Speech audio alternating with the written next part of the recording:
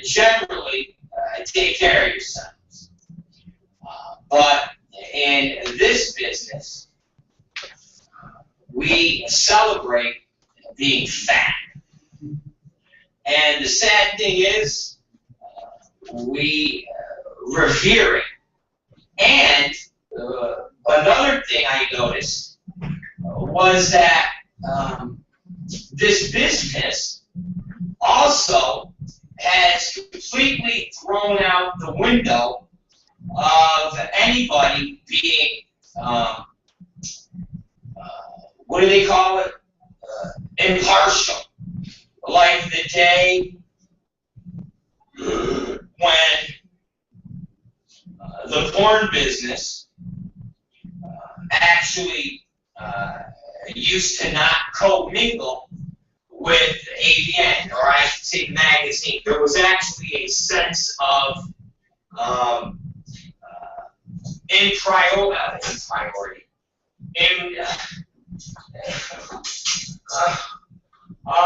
Christ. Basically, if you hung out with Paul Fishbein and you would party and do drugs together and bang hookers together, it didn't look real good come awards time. Because if you won a fucking award, people would say it's because you're partying and getting Paul Fishbein along. Okay? Now, when Manwin bought AVN, which everybody denies and says bullshit, bullshit, bullshit, and we all say bullshit, bullshit, nothing. AVN is bought and owned by Manwin and the entire conglomerate from Raoul Christensen on down, and it is 100% part of that. And Wicked is owned by Manwin. A piece of Wicked is owned by Manwin. And at the end of the day, they're all an incestuous inbreeding fuck factor.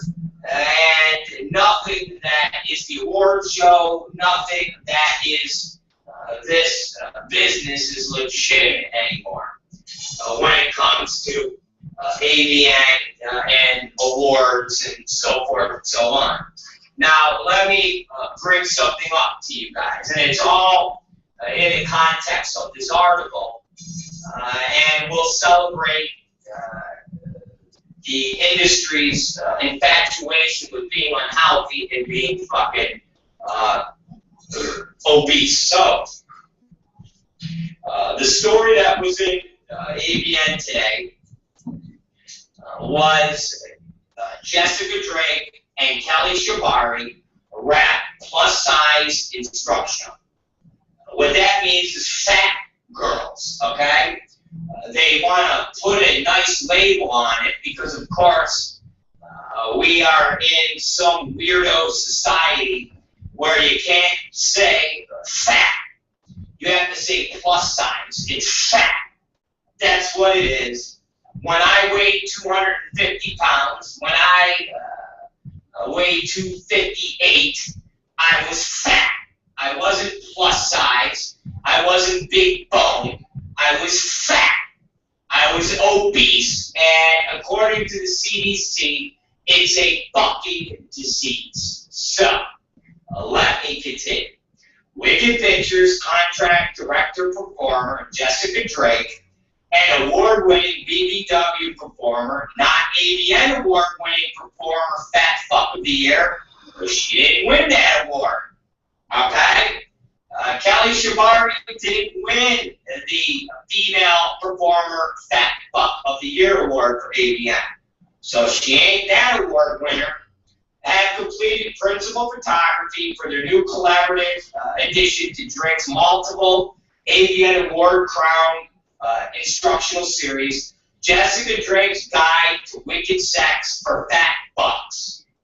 From the inception of my series, Guide to Wicked Sex, I wanted it to be a unique educational hybrid, an all-inclusive resource to everyone interested in realizing their sexual potential, Drake said.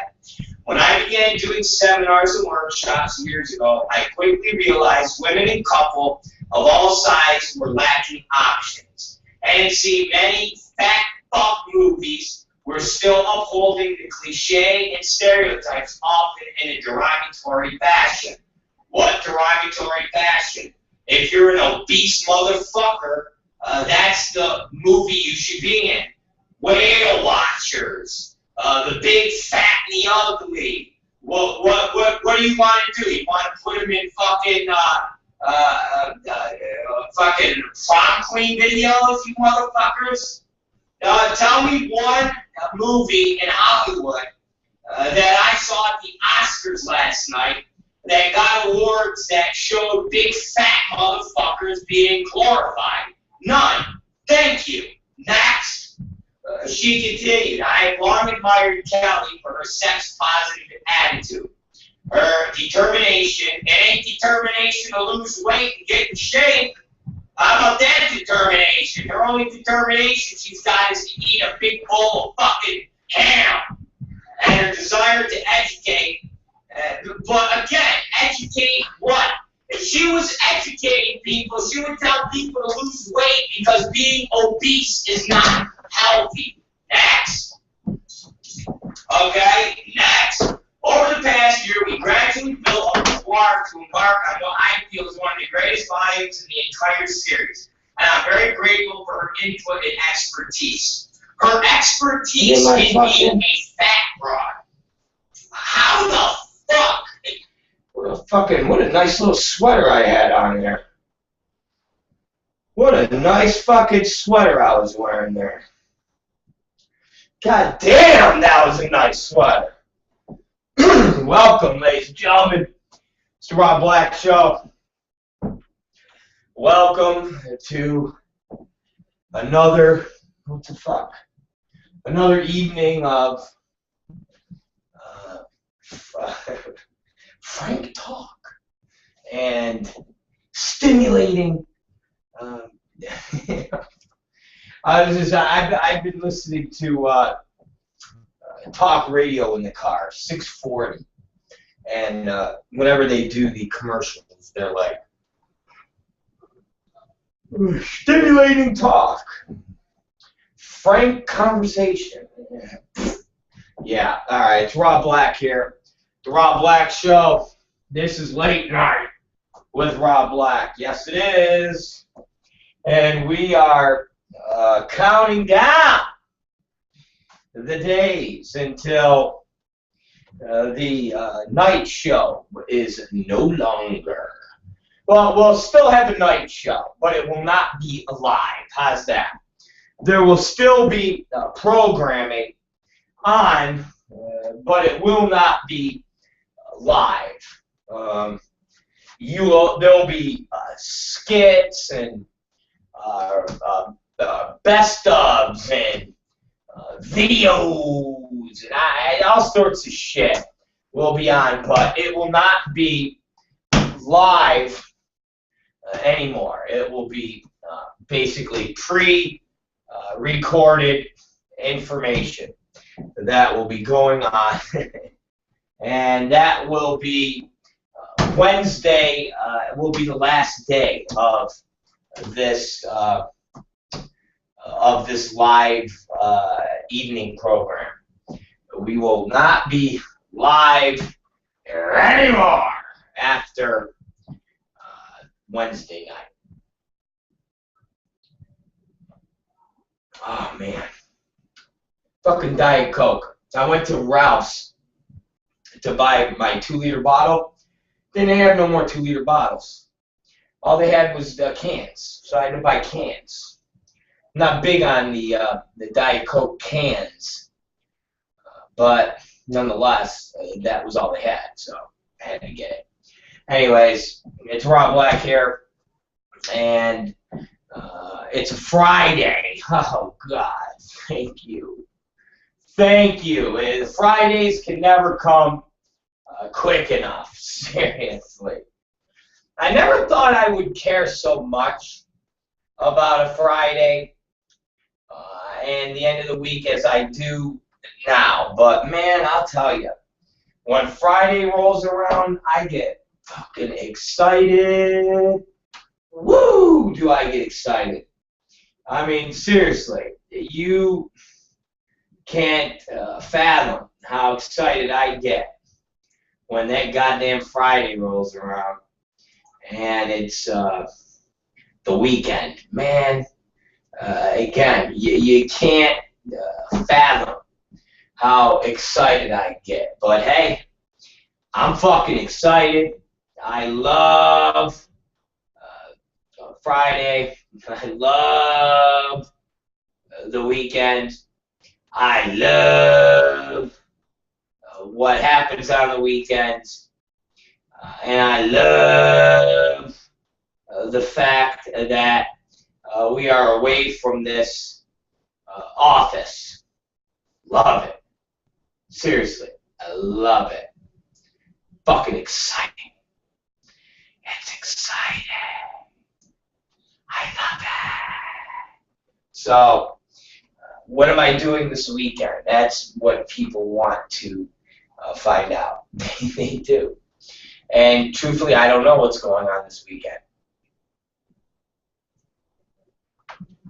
I have not thought ahead that much. Seriously. Normally, we already have an idea. Rather, it's going to be the Grove. Rather, it's going to be the what's it called? What's that fucking Glendale Galleria? Or rather, it's going to be Hollywood. Rather, it's going to be Venice Beach. It varies. Oh, God, I just fucking puked and some food came up. Oh, God, that was nasty. Anyways, we haven't figured out precisely what we're going to do. I'm being honest. Haven't figured out precisely what we're going to do. Haven't figured out precisely what is going to be happening with all the goings on. So I don't know. Who knows? I really don't know. We'll see what happens. But hey, man, we will be figuring it out probably by tomorrow or by tonight. And when this happens, I'm going to let you guys know. I am. I'm going to let you guys know. But you know, come Monday, I'll have all sorts of interesting stories to tell you. You know, Monday I'll have all sorts of interesting stories to tell you. But yeah, I'm not quite sure what we're going to do. And when I know, I'll tell you. And then together, we'll embark on whatever journey that we have lined up. And that will be exciting. So maybe I'll just fucking thought about going to the movies, but there's nothing playing at the fucking movie. And I want to go see Godzilla, but Godzilla's not playing yet. So that is like kind of off the radar to go see. What else was I thinking about wanting to go see? And I was like, I don't know about that. Because you got to remember, and it's crazy though. And those of you that leave your house, you're not like a bunch of fucking hillbillies like Mike South, and you're eating squirrels and hanging out with the three people that blog on your site, and all the fake names that you and your buddies make up. But going out and seeing the movies, you have to really pick on exactly what you're going to see, because the process is a whole fucking big ordeal. I mean, it is, from picking out the movie, from getting the tickets, to paying for the tickets, to paying for all the popcorn and crap, to sitting there, because the movie's an hour and a half, but it's really not an hour and a half, because this is something I don't know if you guys ever noticed, but when a movie starts at 8 o'clock and you get there, it starts at 8 o'clock, but the movie don't start at 8 o'clock.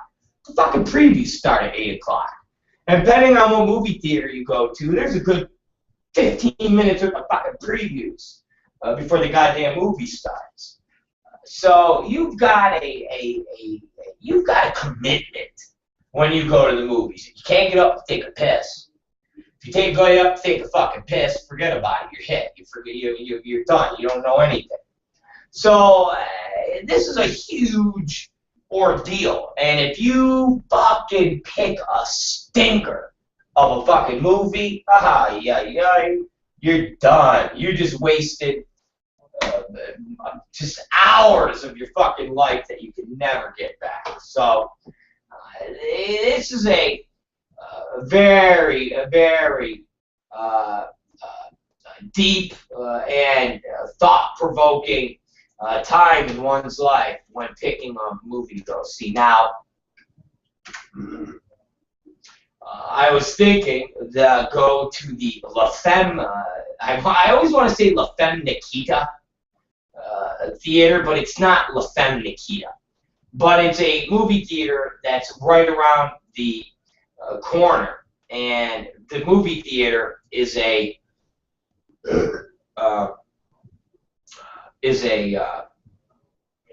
one of them independent movie theaters. So they play,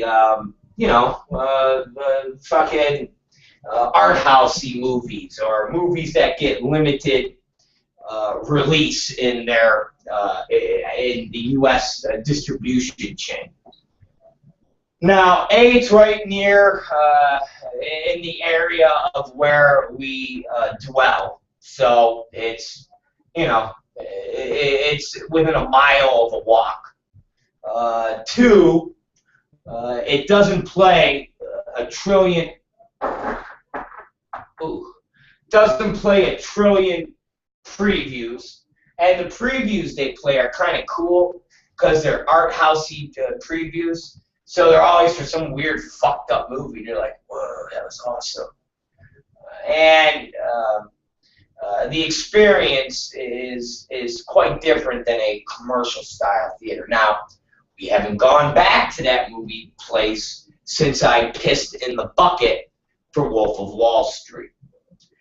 Now, we have not gone back to that movie theater since I pissed in the bucket for the Wolf of Wall Street. So I don't know if it's been enough time since we've been there that they won't go, oh, that's the pisser. That's the guy that fucking pissed in the bucket and it spilled out all over the floor. Let's call the police. Let's call the piss police. Let's call somebody, and not let that motherfucker in. I don't know if it's had enough time to kind of have that whole situation, dissipate. So that might not be an option. But that is definitely on the table for things to possibly do. So we'll see. We're going to feel it out. And I was told it's going to be cold, and it's supposed to possibly rain. So that don't bode well for nothing. And if you go outside right now here in Los Angeles, you will see that it is very, very cold out, at least in North Hollywood. It is extremely cold. And of course, extremely cold doesn't mean East Coast in the middle of the winter, 17 feet of snow cold, but it definitely is cold for Los Angeles, and it's cold for what we have been going through. And it's definitely not very pleasuresome out here. It's not pleasuresome out here. But hey, we'll see what happens anyways. I was looking at, okay, AVN. I know. And AVN doesn't get talked about as much, either does XViz, as they should. But they don't fucking post anything. They don't have stories. It's nothing but press releases, okay? Really, it's nothing but press releases. And all the press releases and everything that they talk about is really retarded. It really is. It's just retarded. So I seen a story, and I wanted to talk about it because it definitely goes with what we have.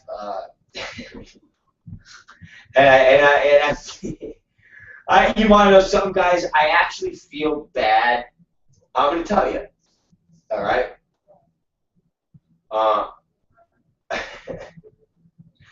Listen. I feel bad. All right. Because we've beaten up Jessica Drake and Brad Armstrong so much that we actually have a story that's been sitting in the hopper, literally sitting in the hopper, and it will probably go up. It will probably go up this weekend, all right? And you will all be able to read it then. But let me just show you or explain to you my feelings in the sense of we literally have been beating them up so bad, and it hasn't been stuff that is made up. It's not stuff that we just create out of thin air. It's all legitimate, newsworthy stories, and they are beatdowns from their own words, or from their own actions, or from their own stupid antics. And we have been beating them up so much that we have a story that is basically entitled Brad Armstrong, Jessica Drake, both nothing but dead weight.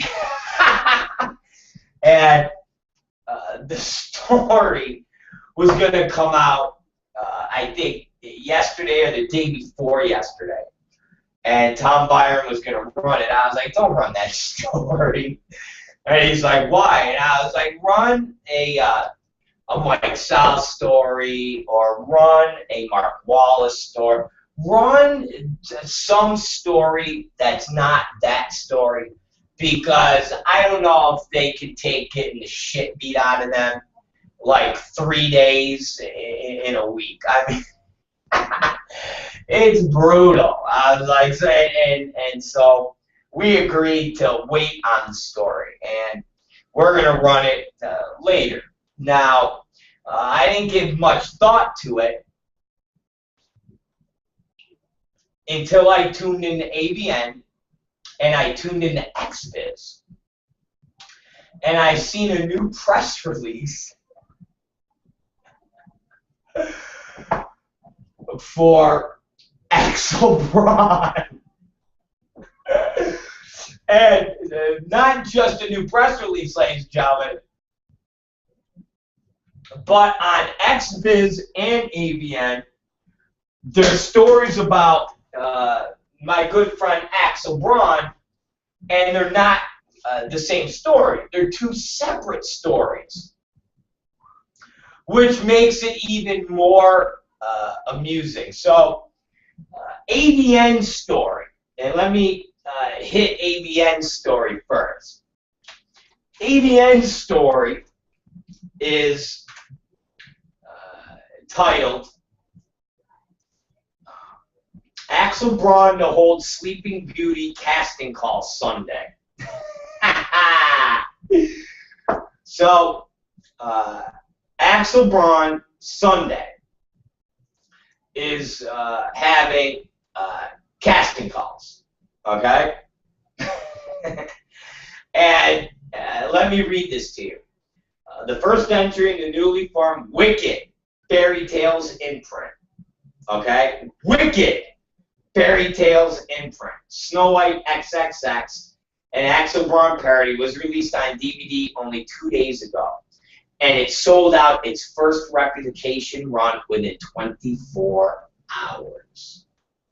Directed by 4 consecutive-time AVN Director of the Year, Axel Braun, the high-budget feature is a dark tale of the betrayal and desire of that's based on the Brothers Grimm story. I'm happy to see that the distributors and retailers are supporting our new line, said Wicked Steve Ornstein. This is Axel's first movie for Wicked, and his foray into this new genre continues to show off his notorious attention to detail, which I'm sure will leave his fans wanting more. Featuring an all-star cast headlined by Wicked's own Jessica Drake, in a career-defining turn as the evil queen, and Axel Braun Productions contract girl Riley Steele in the title role Snow White. It is clear indication that the fairy tales genre fits adult movie making perfectly. So much that Braun is already working on Sleeping Beauty parody. But don't expect the director to deliver more of the same. Snow White and Sleeping Beauty are very similar fairy tales, said Braun. To make Sleeping Beauty stand out as a different film, we decided to shift gears, tonally, and give it an extremely different feel. Choosing to dispense with a standard linear narrative in exchange for something much more atmospheric.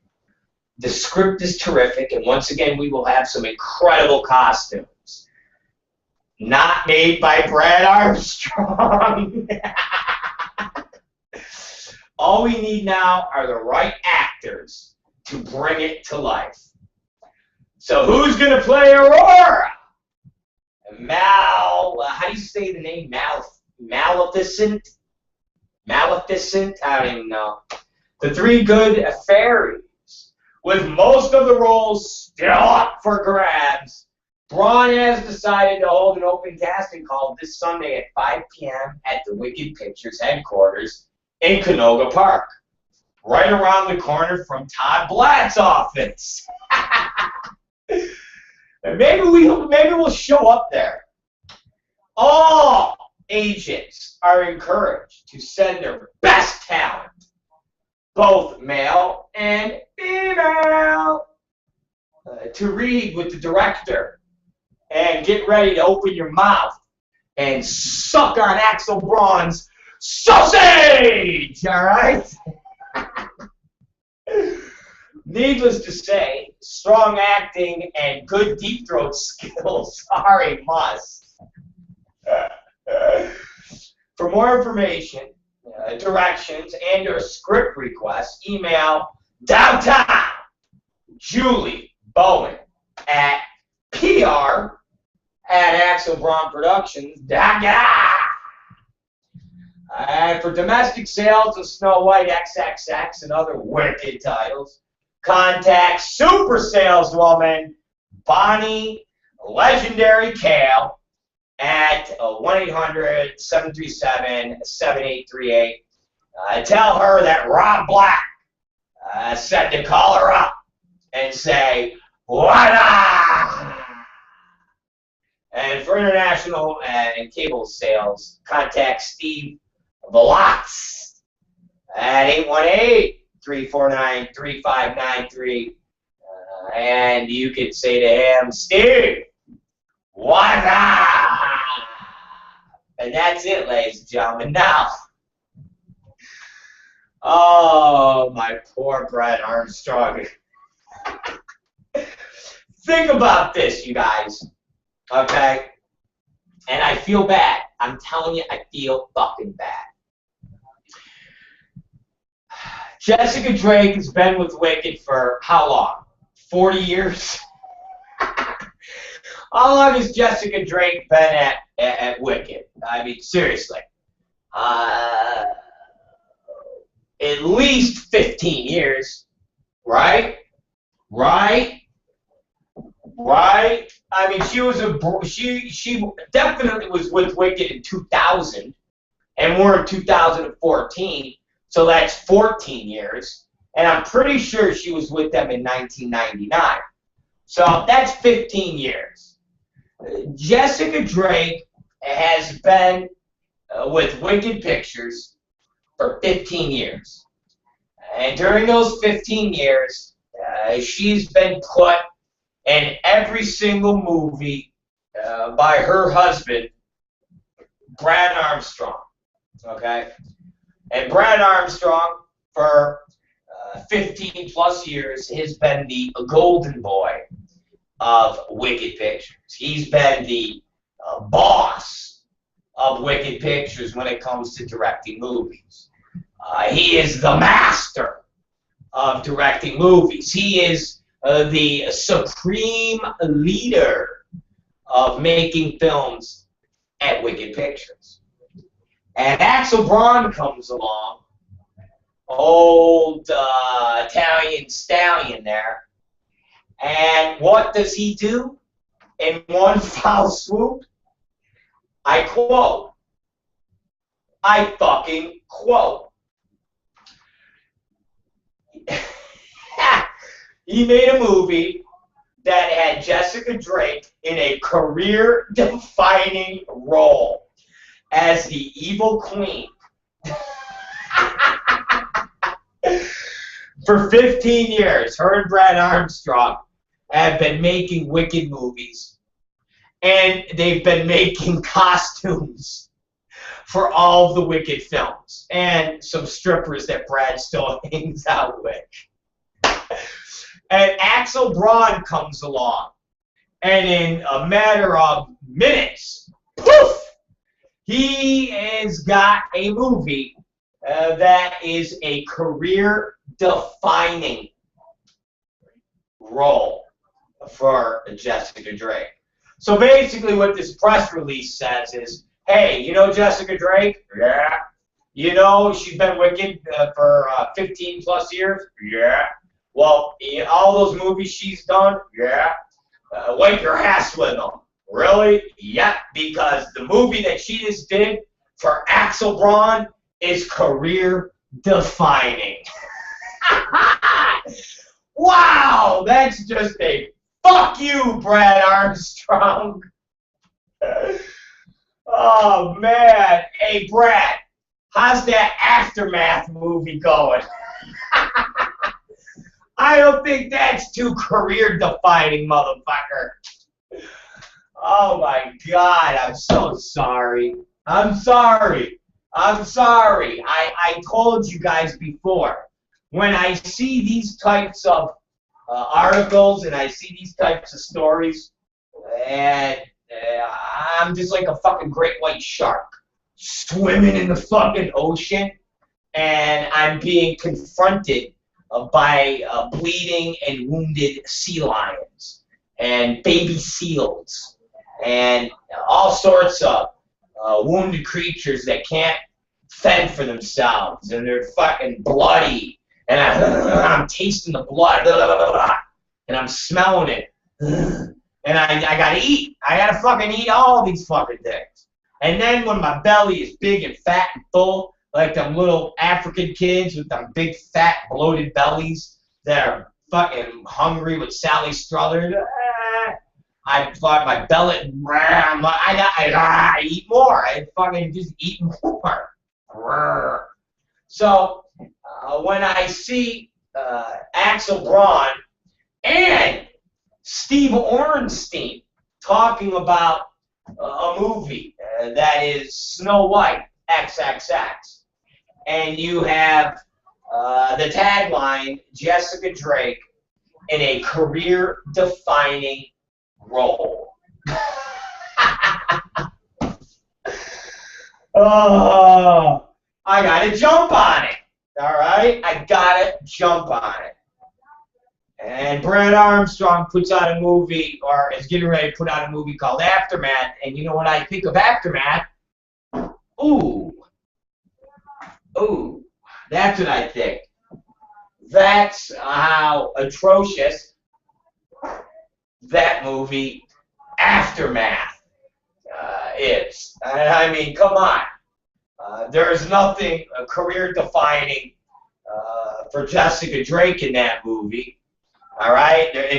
You know what? It's career-killing in that movie. It's career-killing.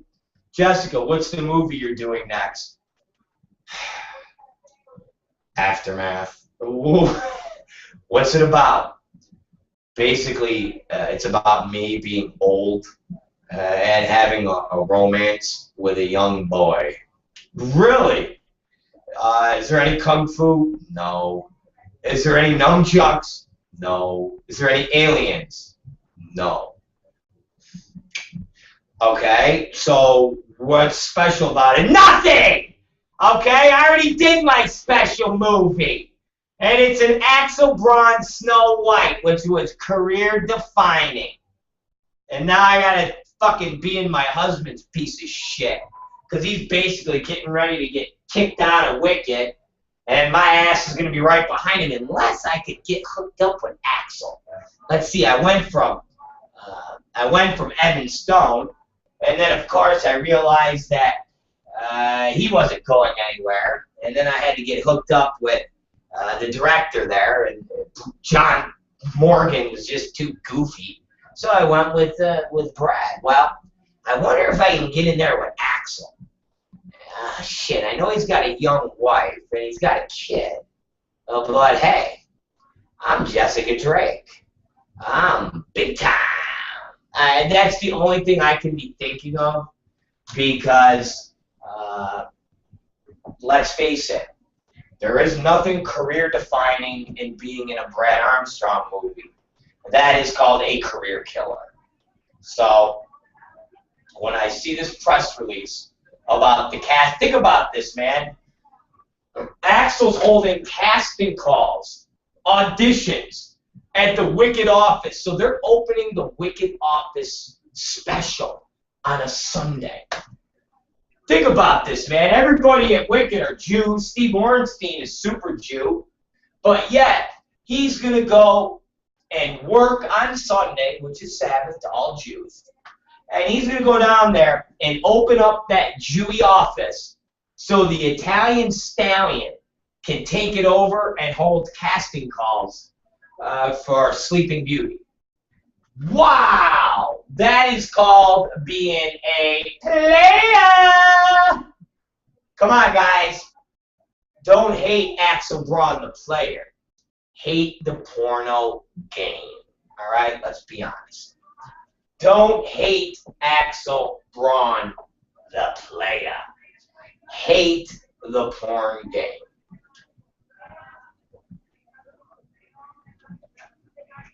Man, that is some fucking...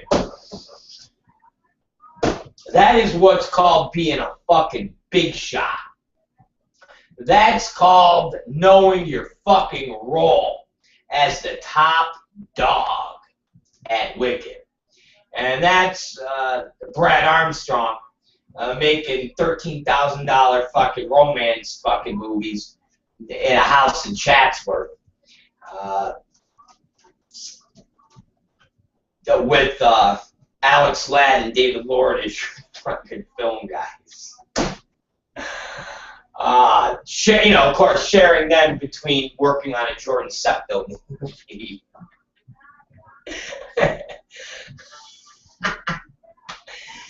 Oh, man, I told you, when I see this type of shit, it's like fucking blood in the water. It's chump.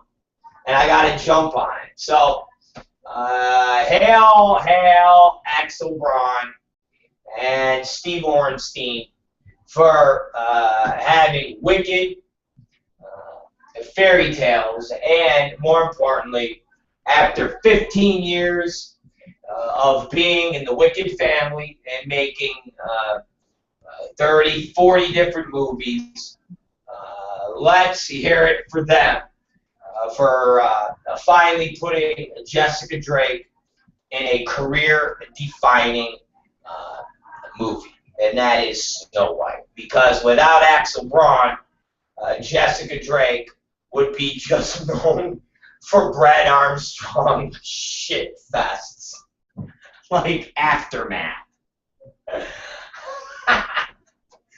Career-defining. Man, that's classic. So that's the AVN press release. So that's career-defining, and let's not forget, selling out its first replication run within 24 hours.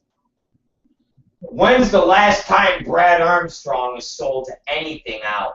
Forget being 24 hours. When's the last time Brad Armstrong has sold anything out? Seriously, let's think about that. When is the last time you heard Brad Armstrong selling anything out?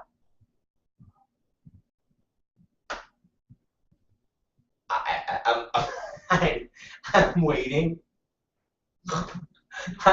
I'm waiting. Oh my God. I'm waiting. Oh my God. Axel Braun is selling out movies, okay, in 24 hours. All right. Snow White, first run, sold out, 24 hours. Brad Armstrong, Aftermath. They're going to be selling them at flea markets for about a year from now. You're going to go to the fucking North Hollywood flea markets, and where they have the little porn sections in the back, and you're going to see these fucking Aftermath DVDs on the fucking blowout DVD sale rack for $4.95. Axel Braun selling movies out in 24 hours. Brad Armstrong selling movies out in 3 years. Oh, poor Brad and Jessica. Well, really not poor Jessica. She's in career-defining movies. You just feel bad because her life's blood is basically making, the filler movies that Wicked needs to supply certain overseas markets and certain man-win internet properties, and basically just keep that train going. But as long as they don't spend too much money on those snore fests, he can ride out the remainder of his 2014 deal, so that when they get rid of him in 2015, everything's with a clean slate. Because if you guys don't think Brad Armstrong's getting booted come 2015, I don't know what to tell you, except I got a bridge to sell you, and Chris Christie shut it down a bunch of months ago. So I will sell you that bridge if you honestly believe that Brad Armstrong will still be at Wicked come the next year. You're out of your fucking minds. So, after the press release of Axel Braun selling out Snow White in 24 hours and putting Jessica Drake in career-defining films, you click on over to XBiz, and now there's an entirely new press release, which is quite fascinating. And this, okay, this is just a straight up Jessica Drake, Axel Braun discuss Snow White XXX. So ABN is talking about selling the movie out in 24 hours, being Jessica Drake's career-defining film, and having casting calls at the Wicked building Sunday, which they are specifically and special. Okay, they're doing something special by opening the doors up on their building at Sunday, not even in the afternoon, but at 5 p.m. so that the great Axel Braun can have casting calls for Sleeping Beauty. That's AVN. And then when you go to XBiz, it's an article about Jessica Drake and Axel Braun talking about Snow White. Do you understand that? Do you understand this? And the article goes on, Wicked girl Jessica Drake can act with the best in the business, but she said her most recent turn presented unique challenges. She played the evil queen in Snow White XXX, the first movie from Wicked Pictures' new fairy tales in print, helmed by the legendary director Axel Braun. I've done dramatic and I've done romantic, but this role was different, Drake said. When Axel first told me he wanted me to do it, I was like, I have no idea how I'm going to get into this character. But Drake told XBiz that she was familiar with the narrative of the classic tale, but Braun wanted her to become even more evil. The movie, which hit the streets this week, also marked the first time Drake has ever shared the screen with Riley Steele, the Axel Braun Productions contract star who played the title character. She said that she hardly knew Steele before going to set, but they made that work in their favor. Before one of the pivotal scenes, Drake said she asserted Steele that I'm not a bitch. I'm just being my character. And if I'm too mean to you, don't take it personal. I think Riley did a great job, and that brown hair really suited her, Drake added. Braun, the 2014 XBiz Director of the Year, who signed a two-year contract with Wicked in November, called the Drake-Steele dynamic very intense. They both embraced the roles completely, and they had tremendous chemistry, Braun told XBiz.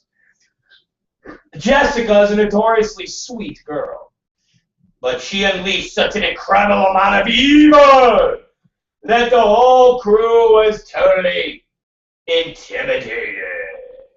He said that both women stayed in character throughout the shoot, which was really impressive. Drake revealed that Braun kept telling her to raise my eyebrows in a menacing fashion during the shoot. That was his favorite thing to tell me, was the eyebrows. I'm sure if we wanted to, we could find an entire reel of eyebrow raising. Braun opted to follow the original Brothers Grimm version of the story, which is very dark, while incorporating elements from the classic icon of the filming of the movie. I used a darker, oversaturated color palette and a very dramatic lighting, Braun said. The pornification was the easy part. Fairy tales are quite possibly responsible for most of people's first sexual fantasies. So all I had to do was tap back into my own memories. Being a young Italian boy on the Gay Paris in Italy. I don't know if the Gay Paris was there and it wasn't in the article. I just thought I'd put that in there. Even though Both Drake and Braun have been on hundreds of porn sets. The Wicked star had never been directed by the seasoned shot caller until Snow White. The seasoned and greatest director in porn today until Snow White. Drake said, I really didn't know what to expect. I heard a lot of different things from a lot of different people. I think he did great, especially for his first movie for Wicked. There's a lot of stress and pressure that comes with that. Sometimes he wasn't really directing me at all. Sometimes he was just letting me do my thing. I was kind of worried about that because I prefer when people really push me and tell me what to do and give me conscious direction. But I think he finally got to the point where he trusted me with what I was doing. She continued, it was fun to watch Axel Braun work. He's really established a rep as the king of parodies. So it was cool to see that in motion and understand how he works a little better. Considering I'll be working with him all the time because they will be throwing out my husband. Now, Braun on set demeanor is very calm and easygoing for the most part. He's very specific with what he wants and on point with some of the smaller details.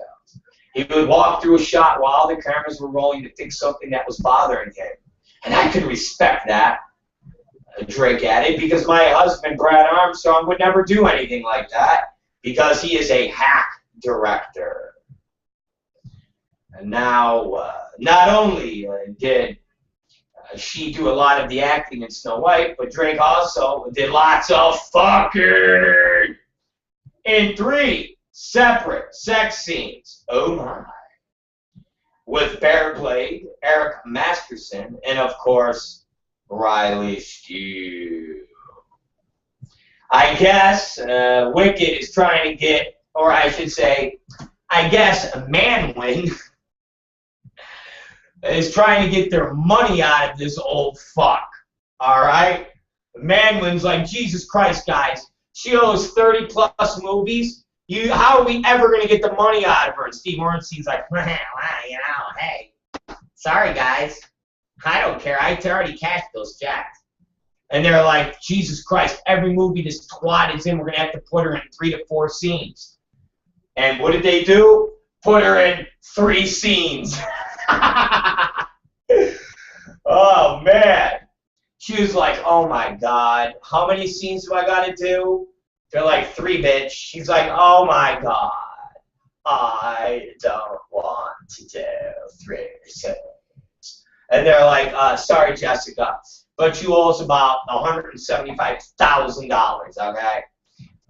You need to do 50 scenes in this movie. But 3 will suffice right now. Oh my God. I will do it. Just be careful with my pussy. And then she went on. I enjoy playing that role. It's such an iconic, established character that everybody knows. So that was fun to do, Drake said.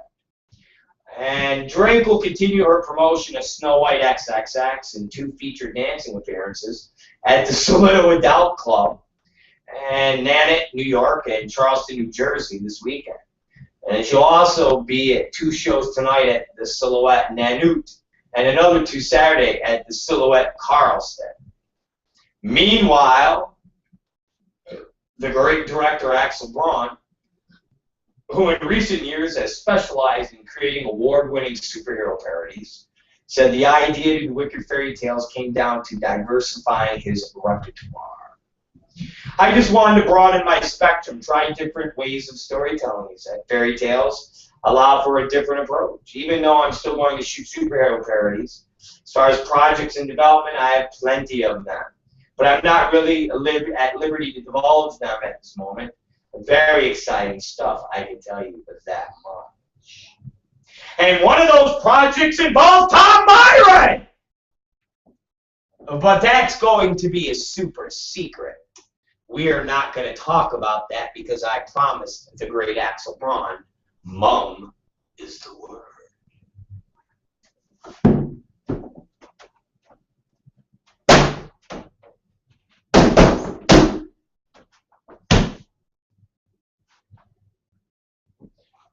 So there you go. 2 press releases with interviews and everything. From Jessica Drake, Axel Braun, Steve Orenstein. I mean, guys, let's face it. Axel Braun is the king shit at Wicked, and Brad Armstrong is the king shit stain. All right? Come on now. I mean, do we really gotta fucking debate this anymore? I mean, really? That's like debating if Muhammad Ali was the greatest fighter that ever lived. Seriously, come on. Do we really got to keep debating that Brad Armstrong is out and the great Axel Braun is in? Come on now, guys. Seriously, no bullshit. Do we really got to keep this straight up? Do we really got to keep this straight up? Like when I talk to Axel and I go, hey, man, you know you're 10 times better than Brad. He goes, oh, no. Me and Brad, we're both great directors. I go, Axel, why are you bullshitting me? It's me. Why are you bull? It's like you have to buy into that and keep saying that even to your friends because you don't want to slip up when you're in the Wicked offices, the Manwin offices, and they start talking and you look and go, why do we give Brad Armstrong any movies? He's shit. And they're like, Axel, he's one of your fellow employees. Fuck him. He's shit. He can eat my shit. Oh, Axel, calm the fuck down. You don't understand. He's nothing more than amateur. I am Axel Braun. I make his Aftermath movie. And I am not even there. I could sit in my trailer. I could watch soccer. We call it in Italy football. But in America, we call it soccer. So I sit in my trailer and I watch a little soccer. And my great cameraman, Braun, he make Aftermath. And he make it like this. He make it like this, like my mama used to make a pasta. He's a mamma mia! And that's what happened. And then Braun come in and say, Axel, God damn it, I'm done with this fucking movie. And I said, oh, Braun, don't be like that, silly boy. Don't be like that. I pay you a lot of money. Come sit down next to Axel. Tell me. Come sit. I rub your nipple. I rub your nipple a little. Listen, this, how long it take? Well, Axel, you know, I do these things and I get no credit for all of the work that I do because you know I'm the driving foot. Oh, I give you credit. I say, Braun, he's great. He's part of my team. I know, but Axel, I'm more than your team. Oh, Braun, shut the fuck up, will you please? Please, okay? I go from Vivid being the king and I come to here being the king. And I take you with me. You should be happy you have a job. You could be like David Lloyd and be shooting tranny movies for Rodney Moore. So shut the fuck up, okay? Shut the fuck up, all right? Now go finish this Aftermath movie. I want to watch more of my football. Thank you. And then...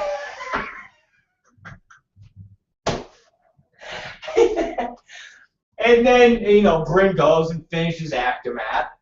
When they get done, they go to Steve Oren. They go, hey, Steve, here's the Aftermath. And Steve goes, hey, Axel, Jesus, you did it quicker, faster, and better than Brad ever could have. Of course, I do it cheaper.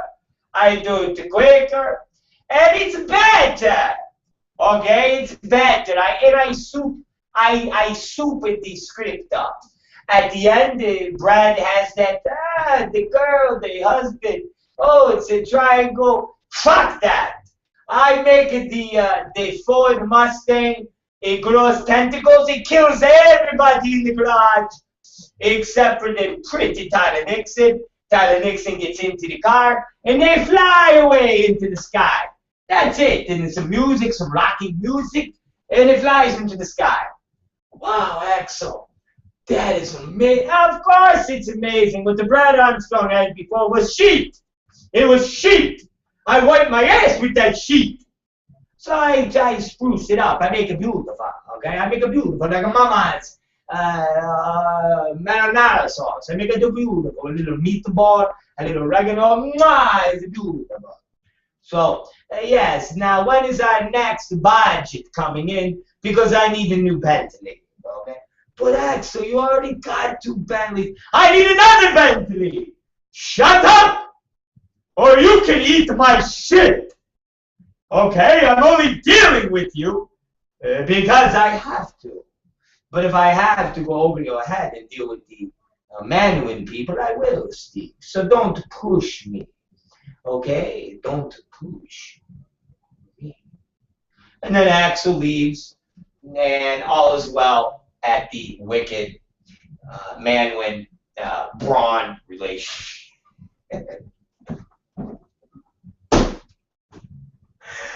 Oh, man. So, if you guys want a good giggle, go to Adult FYI. Of course, go to Adult FYI. We're Adult FYI. We're the RobBlackShow.com. Goddamn.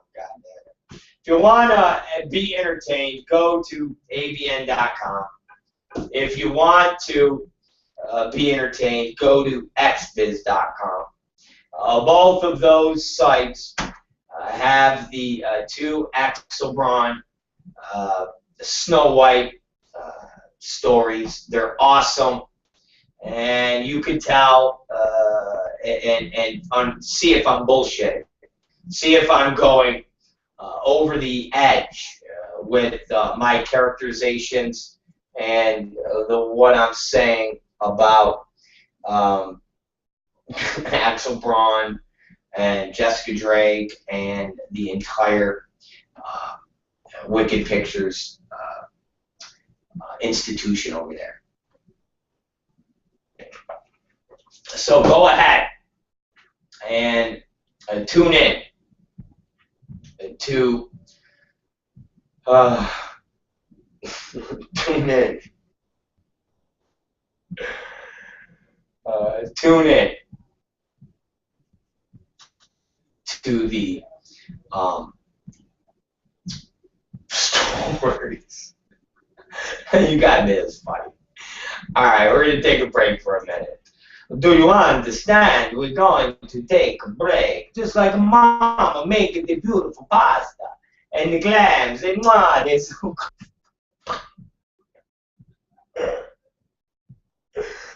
oh, God. You guys gotta stop. Oh, God.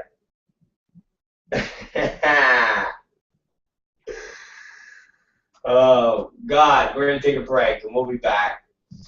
Maybe we'll listen to Jessica Drake and Nate Glass again, because I noticed in a press release that we didn't talk about.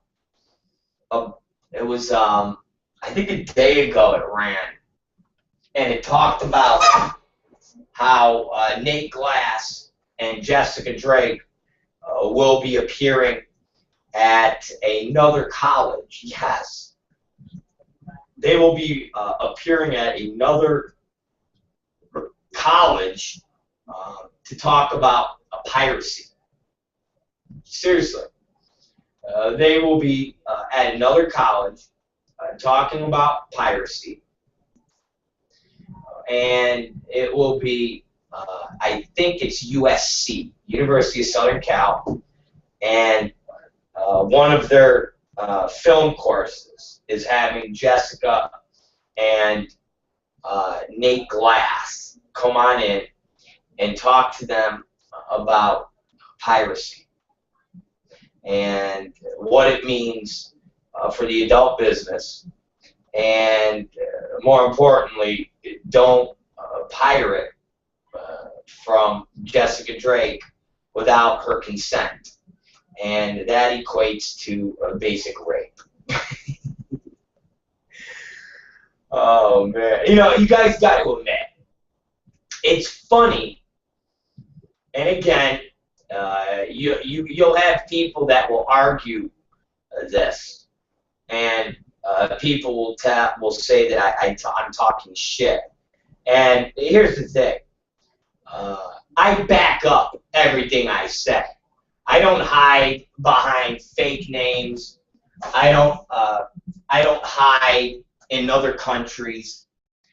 Everybody knows where I can be found. Everybody knows where I roam. Everybody knows everything about me.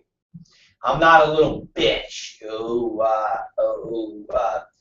has a little fucking fake name like a little faggot cunt. Okay? I speak the truth. And if the things that I speak are not truthful, then dispute them. Okay? Dispute them. If I say something that is not the truth, then you need to dispute them. Real simple. If I say the sky is blue and you say that the sky is green, you need to explain to me and everybody why I am wrong and why you are right. Not that I'm a scumbag or I'm a liar or I'm an asshole and now I'm going to say it and hide behind a fake name because I'm a bitch punk. So, man the fuck up, all you little faggot pussies out there. If you don't like what I say, either defend yourselves or shut me up, you faggots. Real simple, okay? Man the fuck up. So, I find it incredibly amusing, and once again, if I'm wrong, please tell me how I'm wrong. Wicked Pictures and Jessica Drake are involved with Manwin. Am I wrong or am I right? That is a fact, right? You could split hairs and say, well, Manwin only manages their internet properties. Manwin only handles their internet business. Okay, let's say I will go along with that bullshit cover story. Let's say I go along with that bullshit cover story. Doesn't that still mean that Jessica Drake and her company, Wicked Pictures, works with Manwin, works with MindGeek? Yes or no? I mean, seriously, rather you half fuck or rather you engage in sex, but it's only vaginal, not anal, isn't it still sex? Rather you get your dick sucked and shoot a load in her mouth, or you fuck her in the pussy, isn't it still sex? Or are you going to say, well, it's not sex, it's just a blowjob? So it's not sex? So Jessica Drake and Wicked Pictures works with fucking Manwin. They work with MindGeek. That is a fact. Right? Right? We all got that right? Okay. Well, isn't it bizarre that Jessica Drake works with Nate Glass, and them two together run around the world and complain about piracy, and Nate Glass specifically goes on Nightline and complains about MindGeek Manwin, and yet they go to Chicago, they are going to USC to talk about piracy, and Jessica is part of the company that pirates. She's part of the company that is the monopoly of tube sites. She is part of the company that is doing exactly what she is yelling at a bunch of college kids for doing. Taking her movies without her fucking consent. Now, if you call what I'm saying shit talking, is shit talking telling the truth?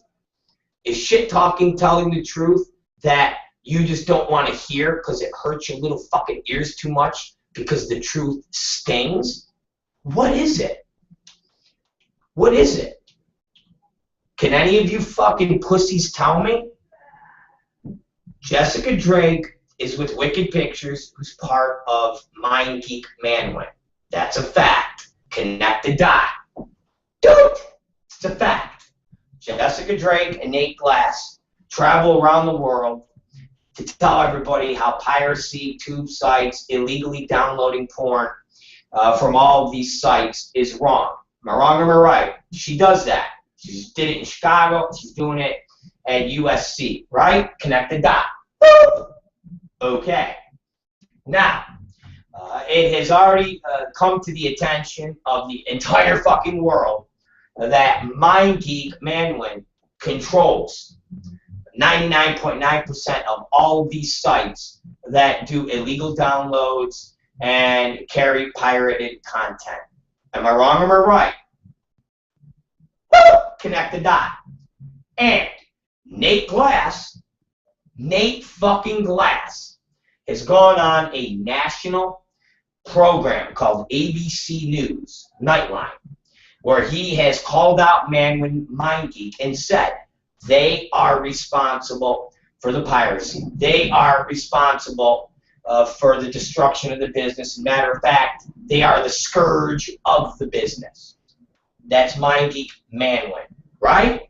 Fact or am I making that up? Fact. Connect the dot. Boop. So,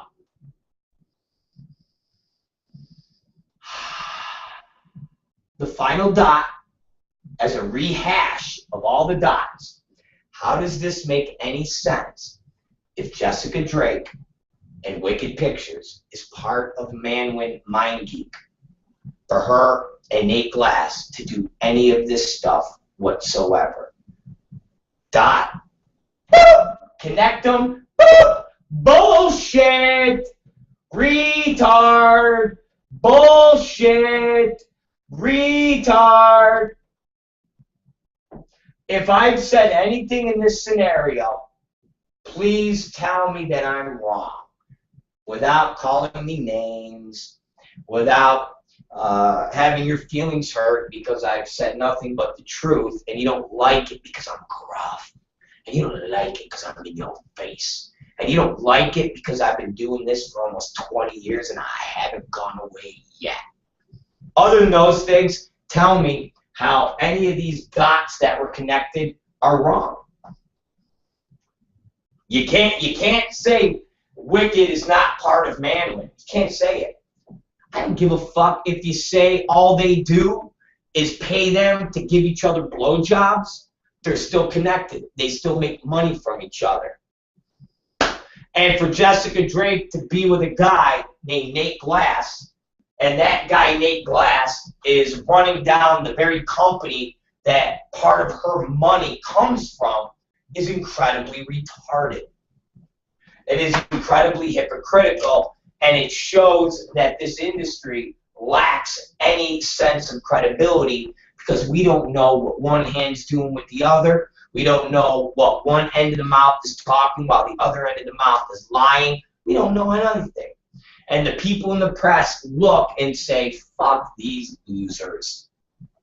Fuck them. They're all fucking stupid. They're all ignorant, stupid. On one hand, they're bitching about a company, and on the other hand, they're taking money from the company. The biggest piece of shits in the world. How does anybody do that?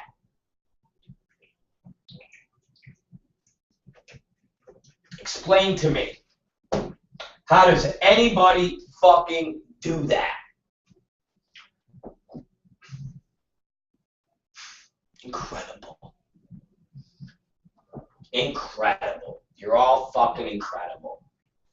So, listen to Nate Glass and Jessica Drake and their incredible Chicago lecture with foreign bodies. And we'll be right back. so I can go pee and get out the waste. Tell me the message or something, right? Because you're doing something, trying to breastfeed with fucking foreign bodies. So, Is that it? it has nothing to do with it. Oh, it had nothing to do with what? The fact that you had foreign bodies in there? Correct. Correct, okay, good. So you're not lying to me about fake kids. I've never had it. Yes, you just did. You said they weren't. You fucking lied to me. They What? were. I didn't. I never said anything of a kind. You never asked me, I never told you. Or maybe you asked me, but I never lied about this. I don't lie, who cares? So, they look ridiculous. Get rid of them, why don't you? Anyway, you know. That's none of your fucking business. It is. They look stupid. I'm just telling you. It's just an appraisal. Keep them if you want. Look stupid. See if I give a fuck. You know, but they're too big and they look stupid. They look like some Vegas bitch. They look like a Vegas whore. And you go around, sashaying around in your tight clothes and stuff. I won't stand for that anymore. I don't walk around it. I don't want walk. to be that. I don't walk around in tight clothes. I stay at home for most of the time. Public and it's a fucking embarrassment to me. You look like a fucking bitch, Archie. And if you get raped by a pack of niggers, it'll be your fault. Alright? Because you provoked it. You are provocatively dressed all the time. Your fake boobs, you have to show off. Tight outfits and tight pants so you see your pussy for different. And that green thing today was enough. That's provocative. Okay? I'm telling you, I'm just telling you the truth. I don't like it. I don't want that woman. I don't want you. I don't believe you anymore. I don't trust you. I don't love you. I don't want you. Okay? Stay in the fucking house. I'm not giving it to you, but I'll let you stay there. Okay? And I will take care of my child, but I don't want you anymore. Mingia, fuck. And that's some strong ass words by Nate and Jessica Drake. They're brutal, man. They're brutal. How could they say that about somebody? Oh man. Alright, so listen. When you get a chance, and if you're not already logged in and viewing, adultfyi.com. Go there. Okay? Go there right now and you will enjoy. Okay? You will enjoy the article that is up there right now. Alright? Go to Adult FYI and you will read an article that we put up a couple hours ago. We did. It was quite enjoyable. It was quite entertaining. Okay. And if you go there and you read the article, you will see that it's about this phantom boogeyman. Okay? Seriously. You will find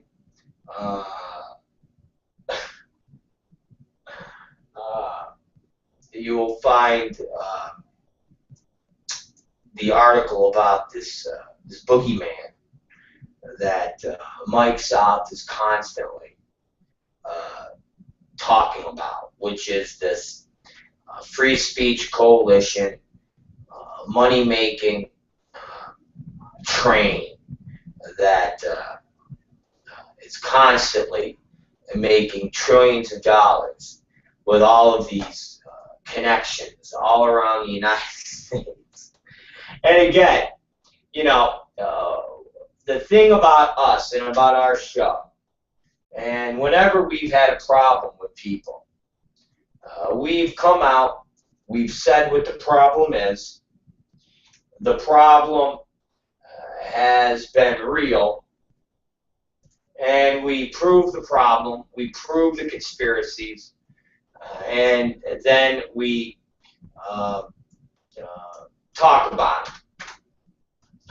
when we hear things or find things out or people tell us things that are bullshit or that you cannot verify or that amounts to a bunch of innuendo, we don't fucking talk about it, nor do we fucking care about it. And we don't come up with grand conspiracies and say this means that and that means this. It's ludicrous to get involved with that type of bullshit, because that's what makes you basically become Mike South. That's what makes you become somebody that really is a joke, okay? Somebody that legitimately people tune off and realize that you're just you're nothing more than a farm animal. You're a circus freak.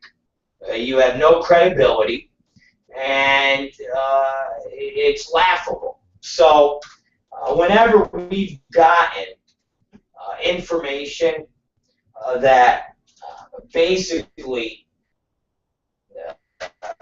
amounts to a couple people just being pissed off at each other, and they want to gossip and they want to talk shit, we don't play into that. Not that there's not necessarily a not that there's not a place for it. There's tons of places for it, but for us, that place is not on our show. We don't talk about things that amount to he said, she said, because that amounts to Mike South games. That amounts to basically saying, I'm going to tell you guys something that I got from an source. I mean, real news agencies don't even work like that. And if they have an anonymous source, that anonymous source is a legitimate source that's legitimately backed up with facts. An anonymous source goes, here's a smoking gun, but you didn't get it from me. Mike South doesn't even do that. Mike South just goes, here's some lies, and here's an anonymous name, and that gets me out of playing the slander card. But ultimately, not one of these stories that Mike South ever promotes or talks about has factual merits to it. And that's why a lot of times, probably 9 out of 10 times, he puts a story up and then backs off of it, and you never hear from it ever again, because they were lies. We hammer a story because it's real. We hammer the story because it's factual. And if it's not factual to the bitter end, because we don't have that last piece of information, everything leading up to it's fucking factual, and we draw a conclusion off of those facts, which makes some real sense. You know, I don't know if any of you guys remember, but there was months and months and months and months ago when we were talking about that pedophile, Kurt Treptow, and how he was doing business with Mark Randazza and Julie Meadows and people at the Free Speech Coalition. And this was all facts, okay? This wasn't some crazy tangent, you're a fucking, a fucking Jew mafia, and you're gonna, it was nothing like that. It was very simple. You are involved with a child molester. Here's a luncheon that you are getting paid to do. And if you're not getting paid to do it, you're volunteering. But either way, your face is on a flyer of a luncheon that is being coordinated, orchestrated, and put on by a convicted child pornographer. That's a fact. And during this time, and during the height of this, and Mike South was trying to spin every story he could come up with and say, you can't say someone does business with a pedophile who just happened to meet somebody at a lunch. And as all of this, it's just like the cockfighting businessman that's running for Mitch McConnell's Senate seat, who said, well, I don't support cockfighting. I was never at a function that involved cockfighting. And then they got video of the guy at a cockfighting rally standing next to a guy that's like, keep cockfighting legal. And the fucking guy who's running for Senate's like, yeah, keep cockfighting legal. And now all of a sudden the guy's completely backpedaled. He completely looks like an incredibly retard is the easiest and bluntest way to say it. And it's the same thing. Mike South was caught in saying that Mark Randazza and all of his friends, Julie Meadows, were all just happened to be willy-nilly at the buffet in Las Vegas. And we're like, oh, hey, how you doing? Hi, I'm Kurt Trupto. Oh, wow, never knew who you were. Hey, it's nice to meet you. And that was the extent. And when we sat there and talked every day, okay, every day, 5 hours a day, 7 days a week, about these people knowingly engaging in business with a pedophile, with a sex criminal, with children. From Julie Meadows conducting interviews with this guy. Don't forget, Mike South said, oh, Julie Meadows would never have known. And you're like, Mike, your best friend Julie Meadows had an interview with the guy. If she's a smart, intelligent woman like you claim she is, and she claims she is, how the fuck do you explain her doing an interview with somebody and not doing any research on who the fuck they are? And all you got to do is punch in the Google, and tons of stories come up on Kurt Treptow and about his being a child abuser. I mean, like, fucking BBC did stories on it. Washington fucking Post, all sorts of articles did stories on it. To the point, I remember, and it just shows you that this person works with Mike South. I remember Lucas back. Kelly Roberts had called and emailed me, and every social hit me up and just really talk really weird shit, like she's just trying to pick stuff from my head or try to feel me out. And she's like, if you could give me proof of what this guy did, I'll run a story on it. And I had to send, I basically had to fucking write a book about this guy before she was like, okay, maybe I'll do something about it, which never happened. It never got played out on Lucas Back or Luke Ford. It was never something that was constantly talked about. No, nothing. No. The only thing you'll hear about is some fucking girl being #1 in some fucking bullshit ranking that proves that she's the most popular girl in the entire world. Yet nobody in porn uses the fucking girl, but yet she's the most popular girl in the world. Yeah, okay. Sell me some fucking more bridges in New York, please. So when all of this is going on, Mike South, and literally, him and his followers started emailing me to the point where this retard lurking reader was emailing me saying, you know, are you going to keep going after this story? And you should try to divert me away from the Kurt Treptow pedophile story. Everybody was incredibly upset that I was attacking Mark Randazza, Julie Meadows, and that little group. That, oh my God, it was like fucking the end of the world. And lo and behold, within 5 days of reporting on this, Mike South pulls out super gonorrhea. And the fact that he knows that there's 13 cases of super gonorrhea that's running around the valley, and that Free Speech Coalition and all the testing clinics are keeping it hidden. But he knows all the facts, and he's got evidence. For those of you who want, you can look through his blog and find that he even claims that he was shown test paperwork from all these people that showed that they were positive for this special strain of gonorrhea called super gonorrhea. And this is now what the world needed to have their attention on. Oh my God. To the point where free speech or one of the clinics, somebody actually had to put a press release on. Well, dude, there's no super gonorrhea. What the fuck are you guys talking about?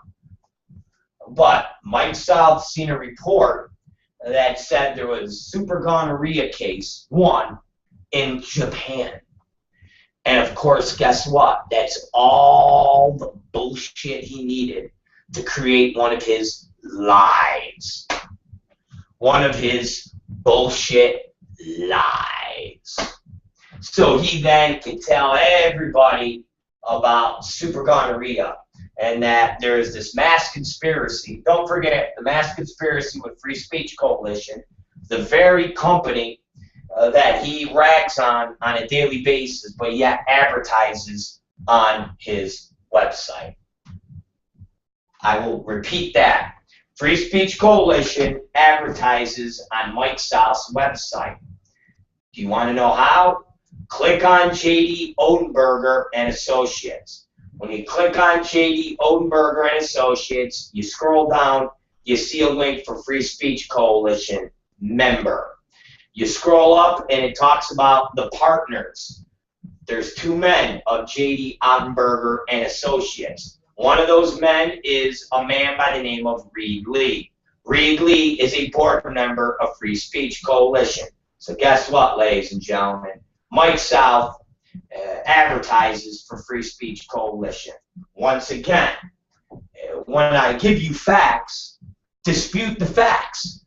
When Mike South has questions that he wants answered, if you go through his little posts, he'll sit there and say, Free Speech Coalition, you won't answer any of my questions. I ask questions all the time, but you never answer. Well, Mike South has never answered any charge levied against him, ever. From him shooting without tests, to him advertising with Manwin, him advertising with Free Speech Coalition, him having a Georgia OSHA inspector, he's never answered any of these fucking claims. But yet he'll sit there and scream that everybody else should answer him. Once again, that Southern Republican mentality. And then he'll talk shit about you. Like I said, this entire business was held hostage by this piece of shit. Everybody was held hostage by this piece of shit. Because he would talk shit and make up lies about everybody. And what the fuck do you have as a form? You're a porn performer, or you're a fucking director, or you're a studio owner. You don't have a forum. It's not your business to sit there and combat every piece of shit lie that Mike South says about you. So what does Mike South do? Tries to be stupid Hitler. And he tries to tell a big lie over and over and over in hopes that everybody will believe it. And that's what he does. But in the past year, since Rob Black has been on the air, and Rob Black has been here fighting, as much as everybody wants to talk shit about me, you all fucking know that what I've been doing for this entire business has been fighting this piece of shit, Mike South, and making sure he never gets away with spreading the lies that he does. And you all fucking know that. So you all can talk all your shit about me all you want, but you know just like back in the obscenity days of Bush, I was the one that fended off more prosecutions coming. I was the one that beat that case in the federal courts, which nobody else has done. Stagliano didn't beat a case. You don't beat a case by a judge throwing it out because they couldn't push play and record properly. Okay? My case, we beat. We actually had a precedent. We actually had a federal judge rule obscenity laws are unconstitutional. It's in history books that are in law schools around the country, motherfuckers. They don't have that for John Stagliano. They have that for our case. And because of all of that happening, the Justice Department, led by Humberto Gonzalez, and before him, John Ashcroft, and you could go to adultfyi.com and watch my documentaries, they were stalled because our case threw a monkey wrench, because just like was reported by all the news stories, from ABC to Steve Kroft on 60 Minutes, our case stalled at all because basically ours was a template to fight obscenity and to throw out obscenity laws and make them unconstitutional. That is what our case did. So just like what I, as the sacrificial lamb that stalled the entire wave of heat that was coming in this business, I, for the last year, have basically took Mike South and took his own head and shoved it up his own asshole. This guy opens his mouth on his blog, and I'm there to fucking shut it. And you all fucking know that. This asshole can't get away with saying a fucking word without me going, lies, lies, lies. And Adult FYI gets more traffic than this fucking hillbilly site. Take that Alexa rating, which all is a sham. Okay? You put server stats against server stats. We have more visitors per day than he does. And I've challenged him on that, and he will never meet that challenge, just like he'll never meet the challenge of providing us his Georgia OSHA inspector's name, badge number, office that he works out of, and his reports that he's conducted that has approved all of Mike South's porn shoots. He'll never provide any of that, and he'll never give answers to that. But yet he demands answers from Free Speech Coalition, Christian Man, fucking goofballs like Scott Sparks, all of these people in the business. This asshole Mike South tries to bully. But what has he done lately? Watch this, guys. Nothing. And you all fucking know it. This bitch is a fucking punk-ass cunt bag who's afraid in his little trailer because he fucking opens his mouth, and I'm there. I'm like that fucking press your luck game. Remember that? And it was whammies. Remember, you put your fucking, you can sit there, press my luck, no whammies, no whammies, no whammies. Stop! $1,000. All right. I'm pressing my luck. Come on, keep it going. Yeah, no whammies, no whammies, no whammies. Bah! Whammy. And the whammy guy will come out and dance, and they lose. Oh, when you're at Chuck E. Cheese and you got that fucking mallet, and every time the little Chuck E. Cheese head comes up, you fucking whack it. That's what we do. Every time Mike South opens his fucking mouth, we smack the shit out of him. Smack the shit out of him. So, rather you like me, rather you love me, or rather you despise me, you know I'm the best thing going for this business today.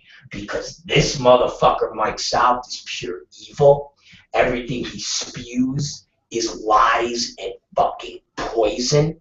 And I'm the only one here that every single day disputes every bullshit thing he says and challenges him. And you fucking know it. So I suggest you haters know your fucking bitch-ass roles, motherfucker. You keyboard warrior faggots. Know your role. Fucking fags. It's the Rob Black Show.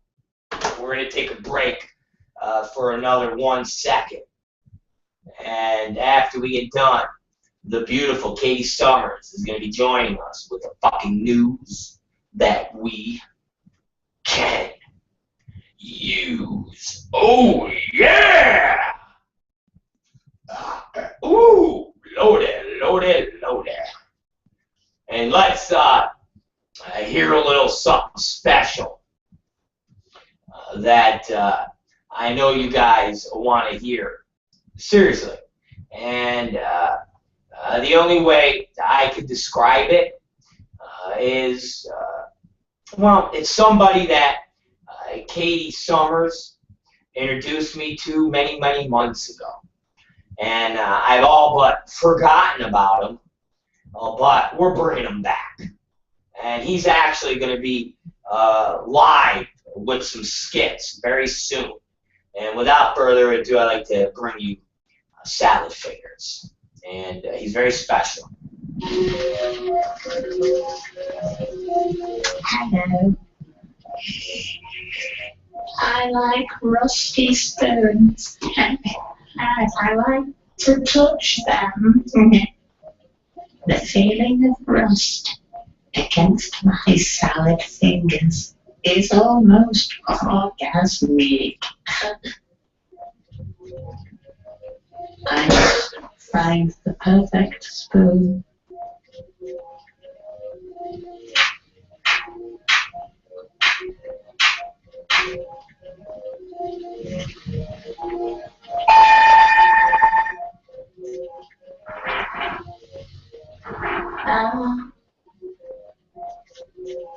Hello there, young child. I'm here to inquire about your spoons.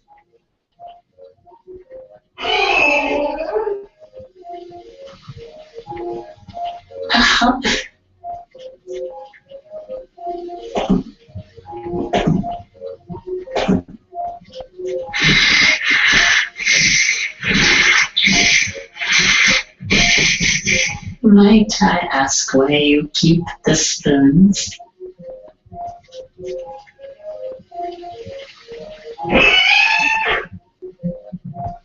I see. Then I must leave. But first, I'd like to caress this rusty kettle. Oh. Rob Black here. Oh, yeah.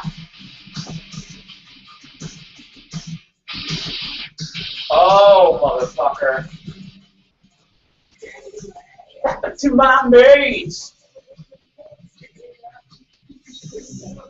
And I want a moss. Want to get a belly full of beer. Oh, lady, she don't care. A handful of grease in her hair.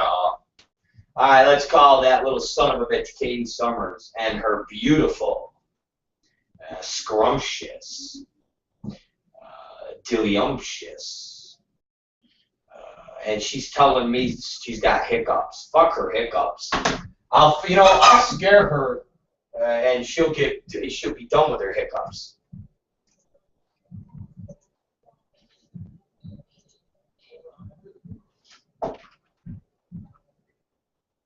Is this Katie Summers, the one with hiccups? Do you still have hiccups? I'm gonna scare you away from your hiccups. If you do not stop your hiccups, I'm gonna take a baseball bat and fucking shove it up your ass. All right, ladies and gentlemen, we are here with Katie Summers live, and oh Jesus, and she is going to be doing something, hopefully not just hiccuping. And I can only describe it as being the new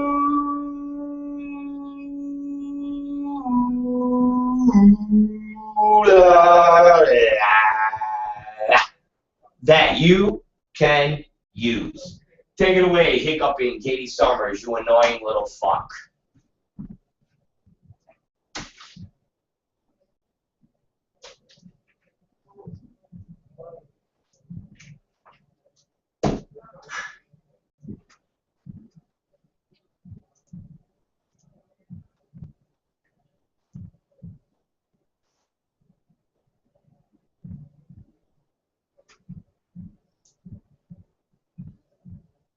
Yeah.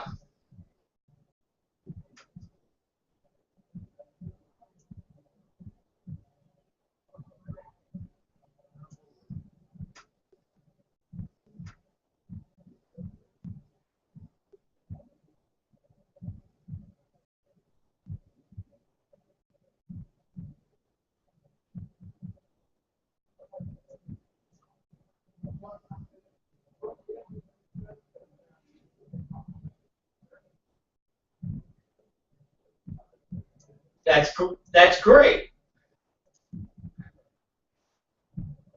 At least it wasn't a fucking guy doing it. At least it was another girl. And she was saying, these are the things that jiggled. And guess what? You can't be a fat Kelly Shabari fuck and be jiggling flesh if you're supposed to be an attractive cheerleader, you slob.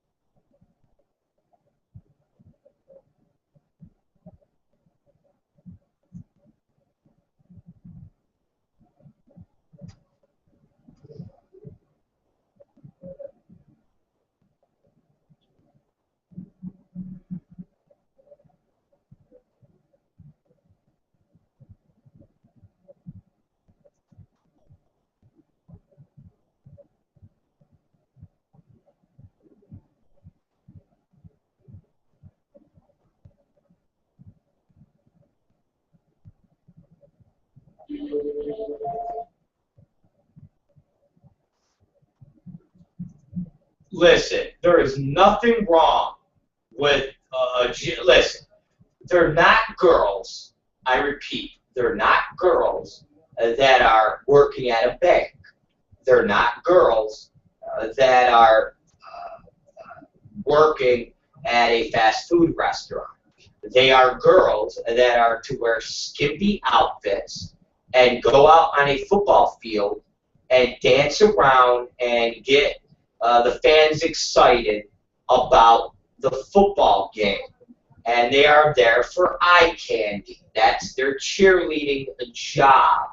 This is one of those instances where it's not somebody saying, well, I want my secretary to be sexy. And somebody saying, well, a secretary is not supposed to be sexy. They're supposed to be doing, a job for an executive. A cheerleader's job is to be sexy, to be charismatic, to be fun, to be good eye candy. And guess what? Nobody wants a big, fat, fucking cheerleader.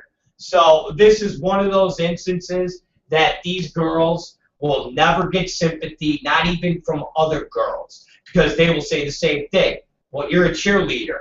You're supposed to look sexy. And it's a woman saying your ass is too big, your fucking stomach is flabby, you need to work out, because nobody wants to see a fat, ugly cheerleader.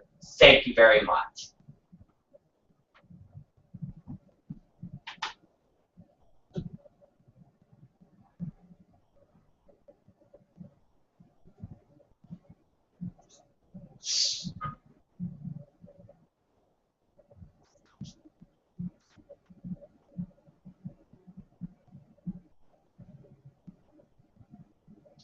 very annoying.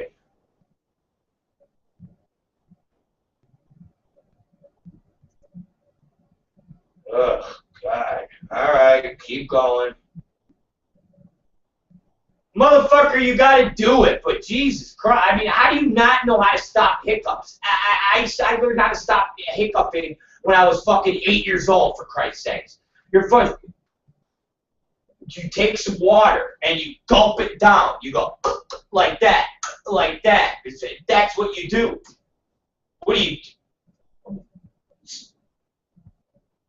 Oh, so you just sit there and just have hiccups and that's it.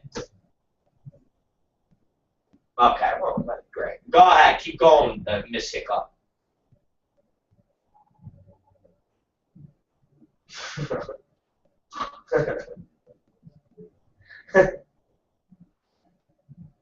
No, I'm being very rude. Okay, I'm sorry I'm sorry for being so rude. I didn't mean to be so rude.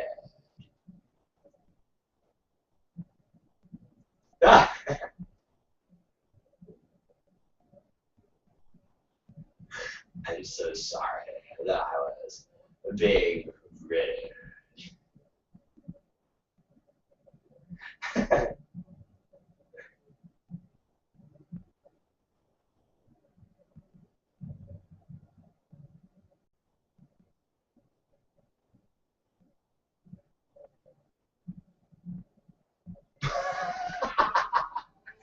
Who was trying to have oral sex with a horse?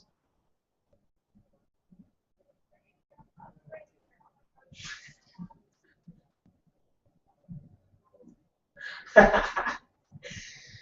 there's nothing wrong with trying to force fucking fellatio with a horse.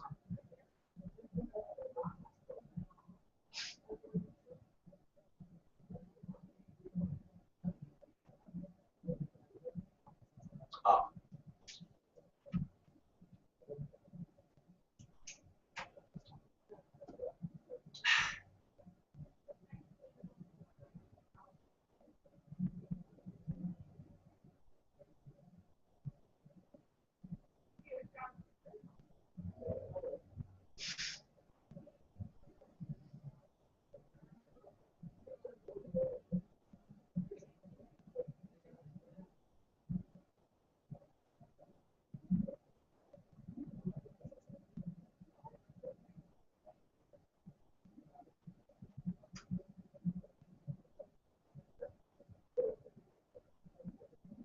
That is pretty good.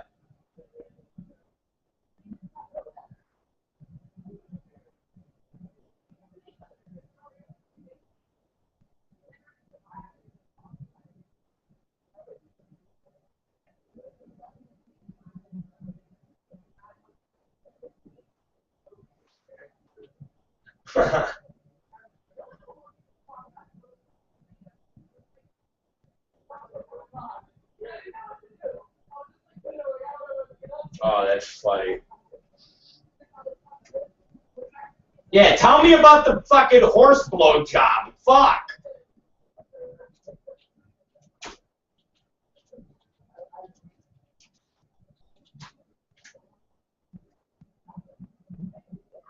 Saying they wanted to suck off a horse.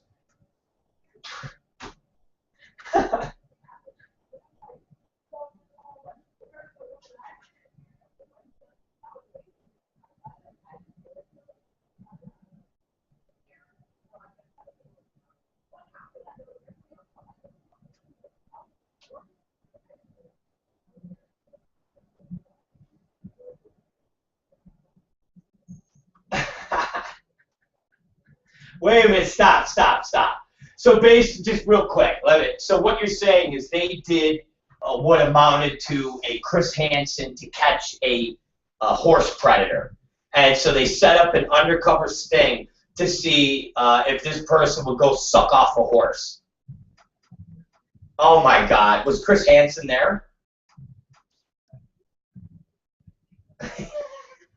What do you mean? He travels all over the place to set up the undercover stuff with perverted justice. Was perverted justice there?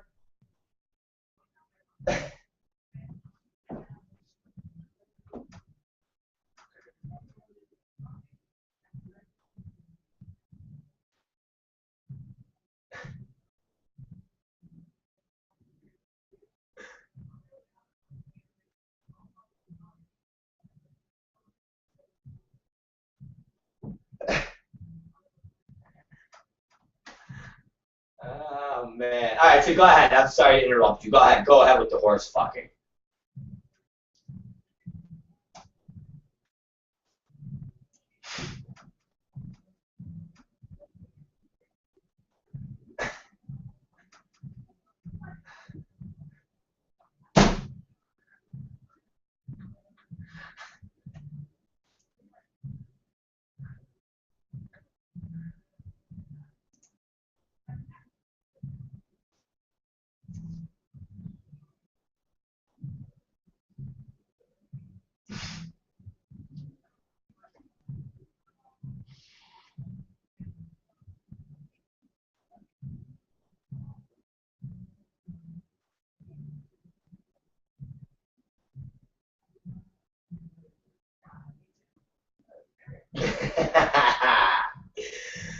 Oh, that's classic. Okay, that's a great. Oh man, that's see again. That I would have to. I would have to. I would have to want to do a skit on that. I would want to do a skit on that, where it's a Chris Hansen. It's a Chris Hansen character, and he's just like, this whatever the guy's name was goes by the name of Horse Love 365, and he's looking for a little horseplay, and it's just cutting back and forth, and all of a sudden, the tranny shows up and is like, "Hi, so is your horse here so I could suck its cock?"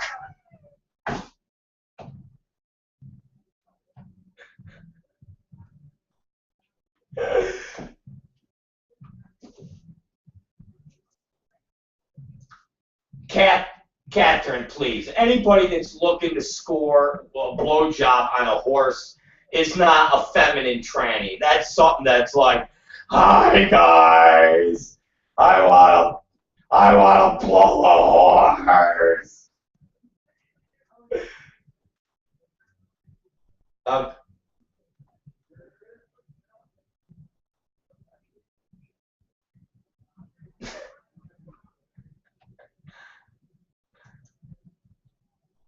Horsey. I love it.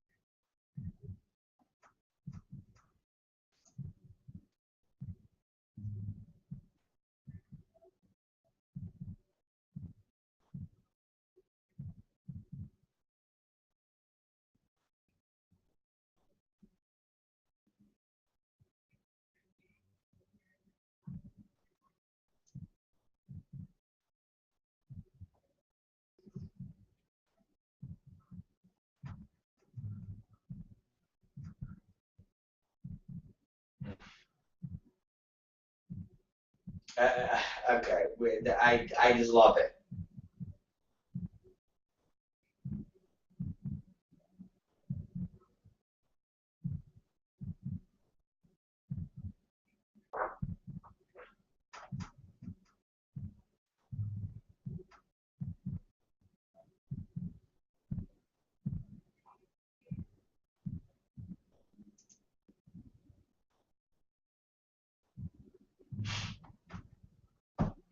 That's awesome.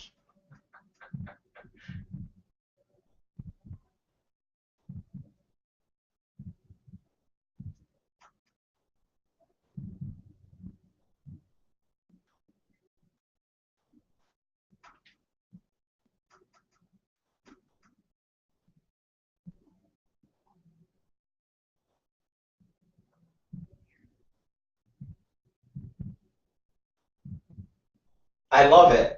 I fucking love it.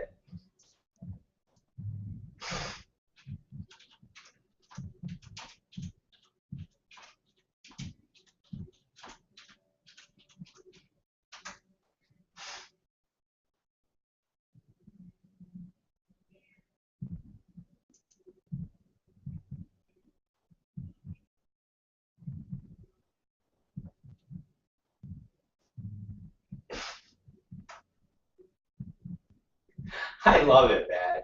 Come on. I love it. It's awesome.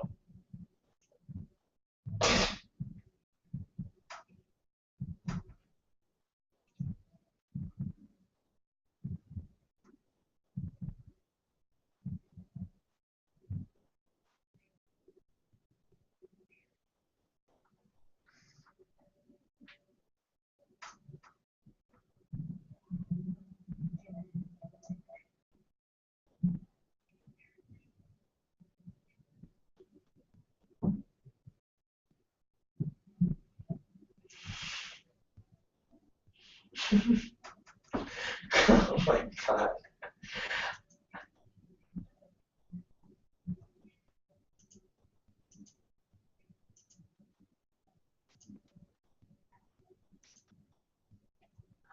That's just so crazy.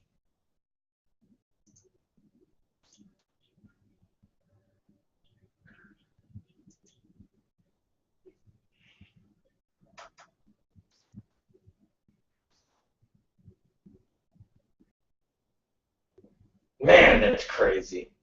It really is. Jesus. Oh my god. Oh man. This is fucking crazy. Okay, well, God bless, man. A fucking teacher fucking with kids. Okay, well, we talked about that yesterday. Wanting fucking where was that action when I was in school? No, I didn't ever got any of that teacher playing with my pee-pee action.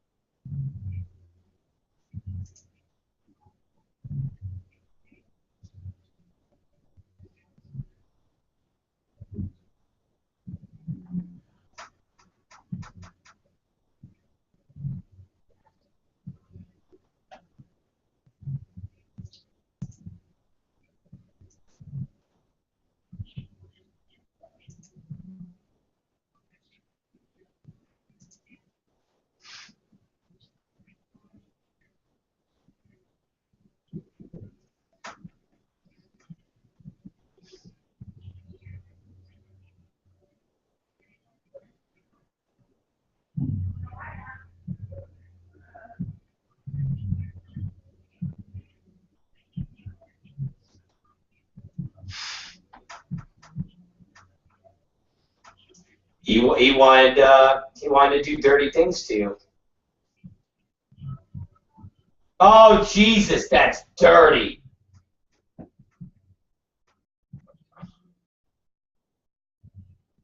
That's so dirty. Oh God.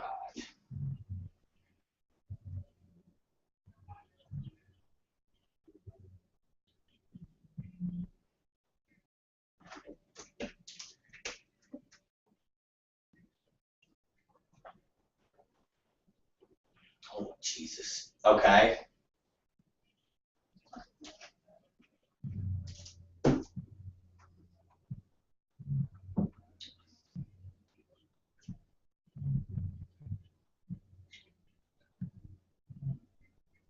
So they want. I saw Brick Majors and what? Two of his other, and like two employees. Like all three of them are going to run for, they're going to run for like city council.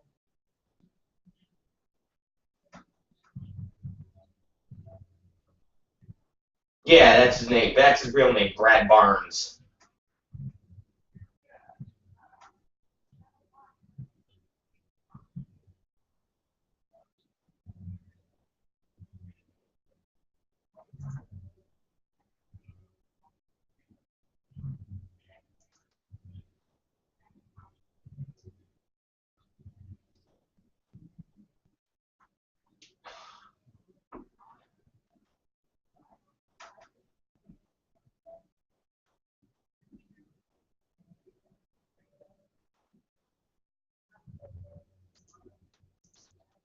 Oh my God. Well, that's a good story. Where the fuck you find that fucking stupid story? Oh my, that's actually on Yahoo? Oh my God. That's crazy.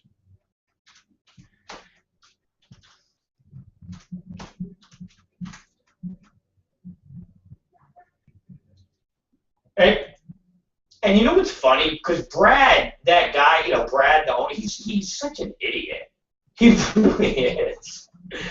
He's just he is stupid. He is. He's a dumb guy. That's Brian Sherwood's brother.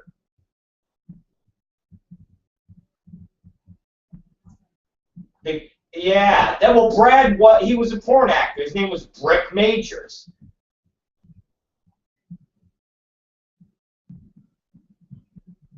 Yeah, and he's just an idiot. That's the funny thing. He's just he really is stupid. He's he's not like a smart guy. That's what's funny. I mean, he's just not a smart guy. I mean, there's nothing smart about him. And when somebody goes, well, he's a businessman. Dude, running a strip club, owning a strip, there's no business. It's very easy. The sex business in that regard is very. You're not talking about.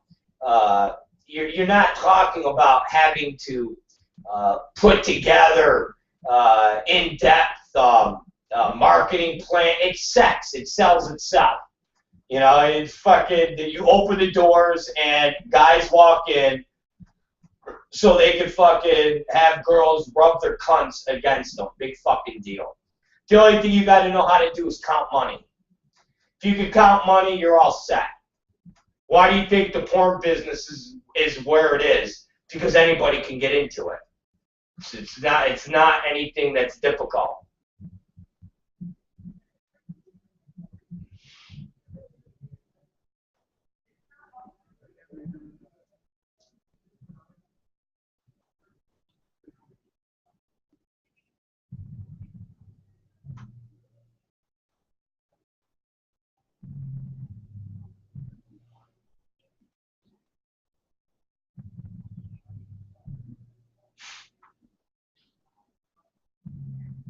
Oh, no, honey, you're right. I mean, that's it, really.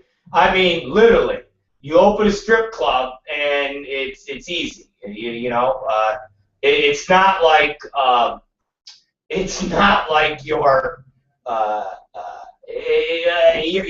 there's no market. It's not like, oh, I'm running a Fortune 500 company. Oh my God, I'm competing with McDonald's. I'm competing with fucking Wendy's, and okay, I'm fighting the EPA, and it's a strip club. Once you get zoned, and the city goes, yeah, you can open a strip club. You put up a fucking look at this club. This club is a dirty, nasty cesspool, and it makes something. It's dirty. It's nothing. I mean, literally. Anybody that works in here is fucking retarded, and the only thing you have to do is have a guy at the door to collect $5, and that's it. And to go with a DJ. Next girl, Samantha on stage. That's it. I mean, sex business is utterly. simplistic and utterly retarded. You know, when you got a sex shop, yeah, you got jack booths. You got 10 rooms that have coin slots or dollar slots. You go put your money in, shut the door, and you jerk off, and you feed it with money. How fucking difficult is that? The only thing that's difficult is when the city busts your balls because you got glory holes or there's cum on the floor. Other than that, if you got a bookstore where nobody bothers you, it's nothing. It's literally absolutely nothing. It ain't like it's not like fucking opening a Ralph's and you're dealing with hundreds of employees and you're dealing with unions and you're dealing with different agricultural districts and you're dealing with farmers and you're dealing with things like you're dealing with what, girls? Bunch of dummy girls. I'm not coming in tonight because I'm sick. Okay, dummy. Next. So it's kind of funny to think Brad Barnes would try to fucking, and he's not doing it out of publicity because, you know, when I did it to run for mayor, it was publicity. It was something funny. But really, if I sat in that mayor's fucking office, I wouldn't know what the fuck was going on. I don't know the first thing about dealing with half the shit you gotta fucking deal with. So, you know, this guy, Brad Barnes, he actually thinks he's smart enough to be part of the political system. The guy's a fucking dope. I mean, really, he's a fucking dope. So that's kind of funny.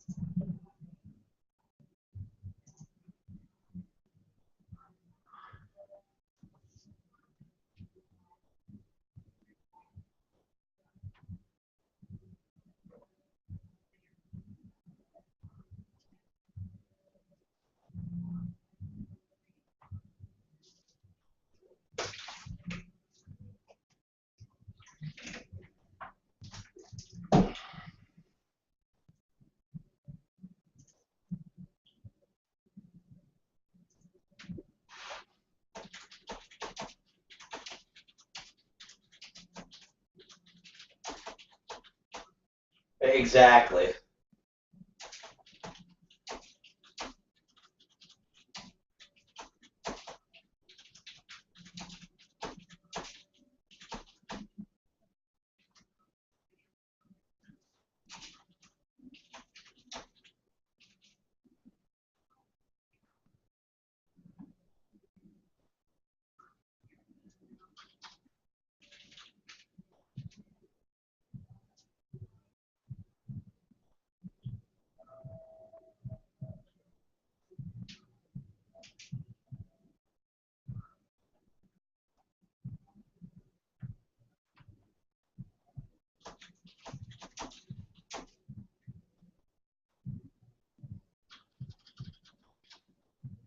Well,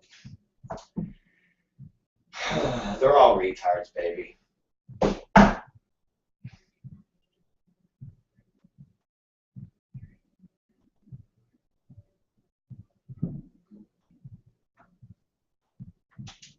Yeah.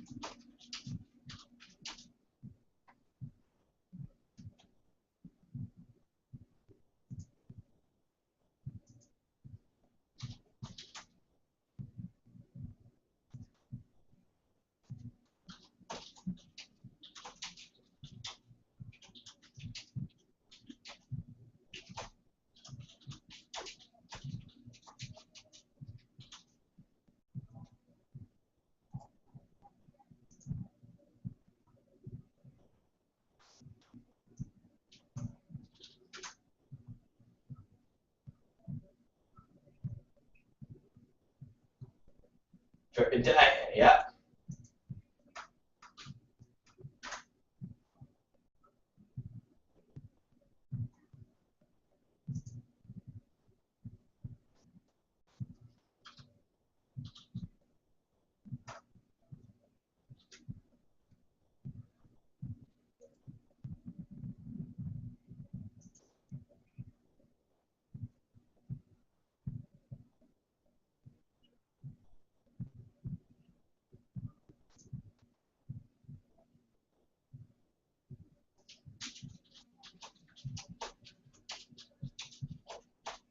Yeah, no, hon, trust me.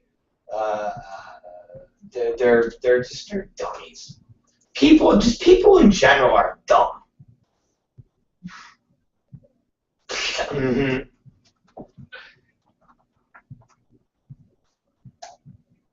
You like who got rid of your fucking hiccups, motherfucker?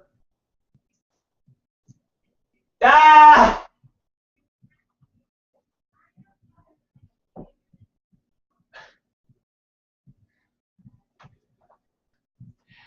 I was just like, I can't fucking believe you. It's annoying. And you were just like, oh my God, I can't believe you said that. And then they left.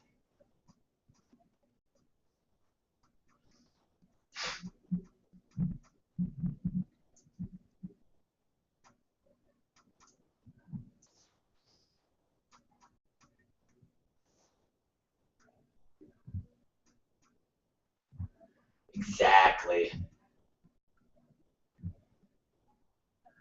Uh,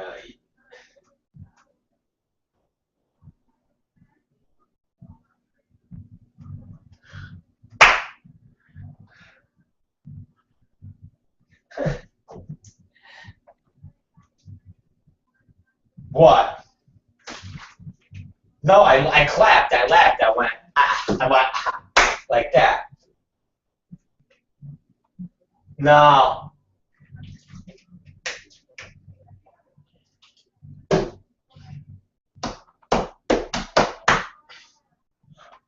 Ah! Ah! Ah! Ah! Ah! Remember the huff? Ah! I'm sorry. I'm sorry. I was doing the huff. Huff! It's the Bruce and Brody huff. Huff!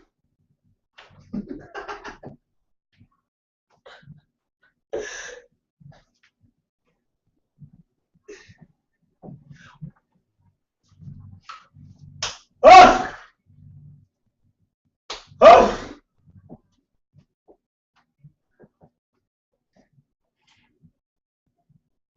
Why? Listen to me. Why don't you give me this week in history? It's already 10:17. Come on now. Enough's enough already. Enough. It's Friday night. And I want a mosh. I want to get a belly full of beers. Ha! Ha!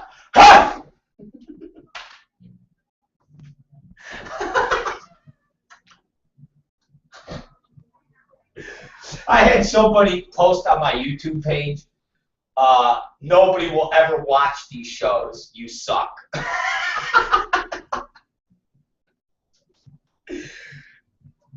I don't. No, I'm one of my YouTube videos. And then they were like, "Love you, man," and then they left, and I'm like, "Fucking guys."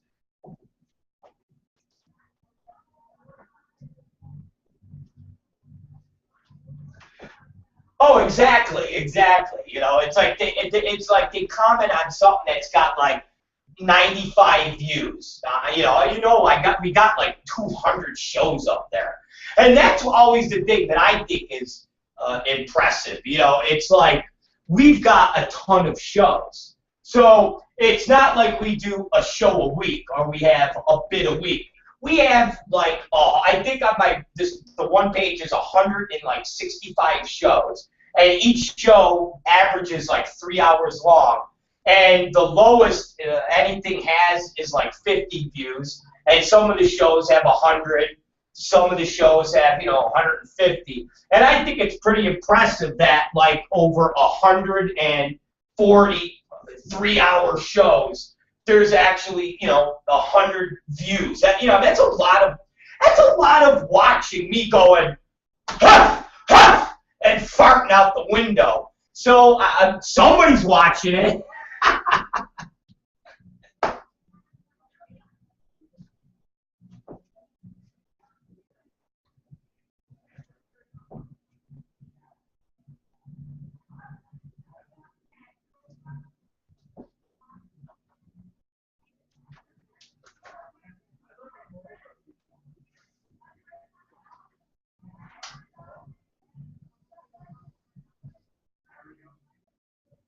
Yeah, there's a bunch of things we're gonna have to do. I mean, that's like my next. Like, I mean, we talked about that. We're gonna be doing a lot of that stuff next week. We're gonna be doing a lot of stuff. We don't need to go through that now. Give me some news that like this day in history, and then we're out of here. Ah!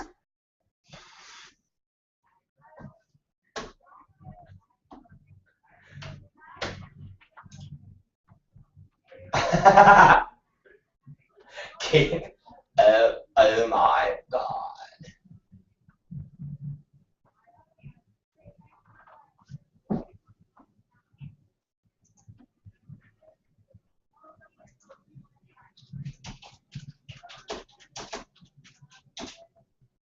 Really?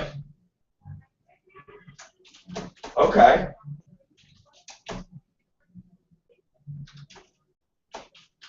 Fuck yeah.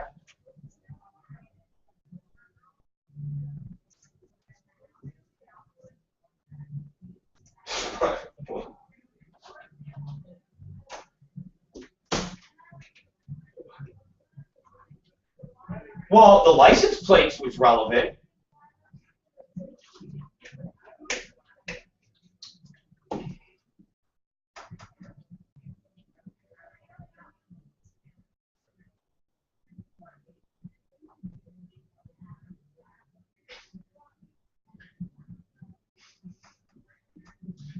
And that was on April 25th?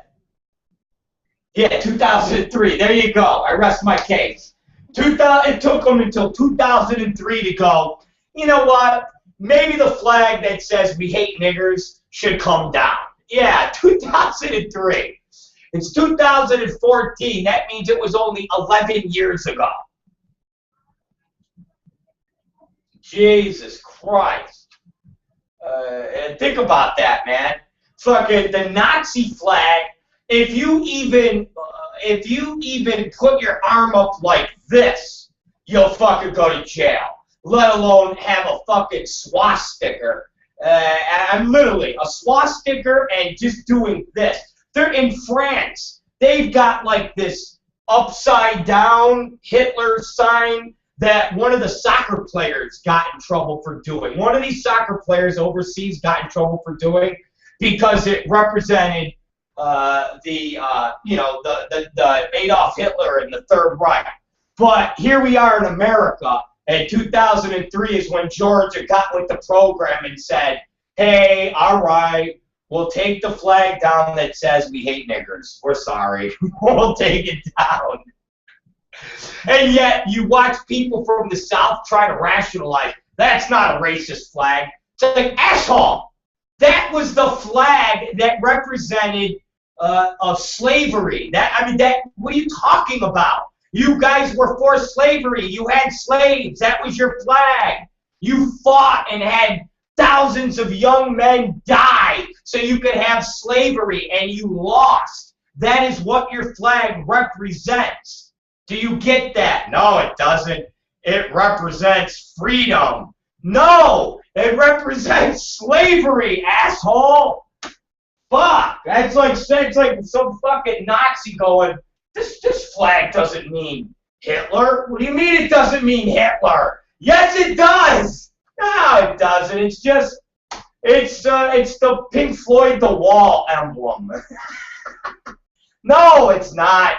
That means fucking I hate Jews. All right? The Nazi flag means I hate Jews, or kikes, and the Confederate flag is I hate niggers. Fucking coons. There you go.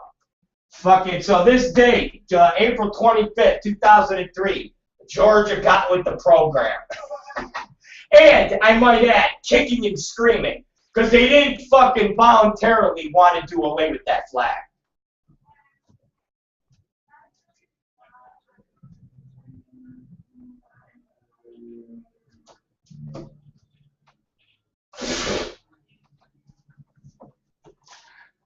Sounded like you got raped.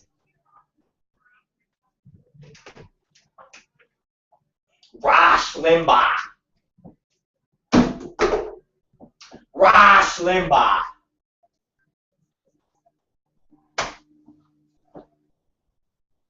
Rush Limbaugh.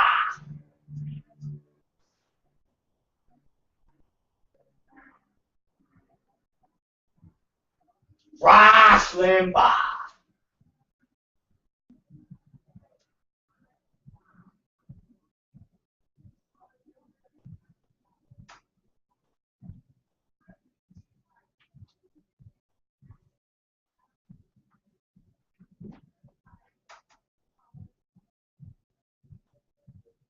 Well, beautiful. All right, listen to me. Let's go. I'm done with you. You done with me? And I gotta take a shit right now. Well, not really, but you know, fuck. We didn't start that late with the news that we can use. We start even if we let's put it this way. The latest we started was 9:40. It's 10:26. Technically, we should have been done in 10:10 to be a half hour.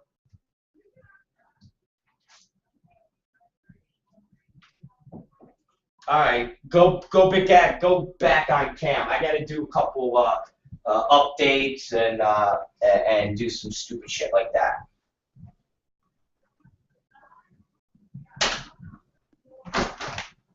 Obama! All right, Katie Summers is again. All right, fuckers. It's the Rob Black Show. Yeah, 43 minutes we were around with that shithead. Fucking man, it's funny because we talk about different roles that I'm going to have her play on the show, and I'm like, hey, I need you to do this, or I want you to do this. And she'll be like, oh my God, it's so long. And then you get around the air, and this fucker don't want to get off. But she's just like, really, that's why you want to get off. It's like, asshole. We've been on for an hour. What do you mean? You're the one that was like, I only want to die for like a half hour. All right, it's the Rob Black Show. And we're out of here, fuckers. I want you guys to have a good Friday. A good Friday. Not in a good Friday like Jesus Good Friday, but like a good Friday. And have fun. Be safe. Don't get raped by anybody. Seriously, don't go out there and get raped. Don't get raped. Being raped is bad. You don't want to be raped. Seriously, you don't want to be raped. Being raped is no good. There's nothing good about being raped. Okay? Seriously. You don't want to be raped. Being raped is no good. Being raped, no good. Rape, no go. Rape, no go. All right? No rape. Don't want to be raped. Seriously. You don't want to be raped. Rape, no go.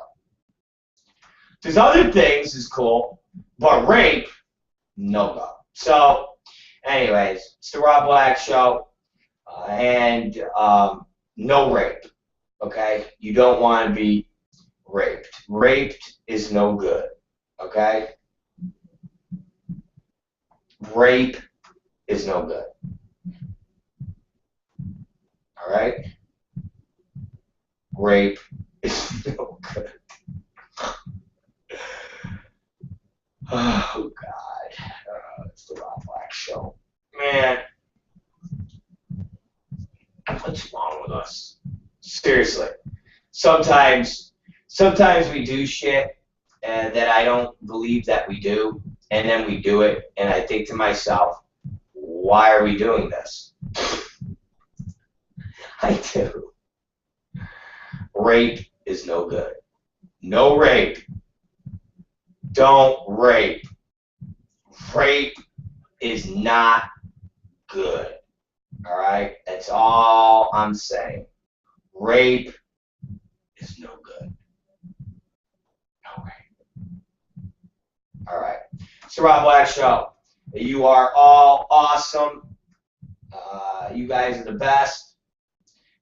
And I will see you guys at the Monday. Yeah, Monday is when I'll see you. And don't forget, rape. Rape is no good. Okay? No rape. People are like, all right, Rob. Fuck, we get it. Rape is no good. Thanks. We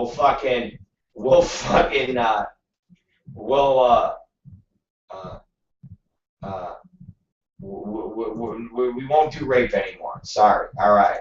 See you guys tomorrow or Monday. Hey, don't forget, rape is no good.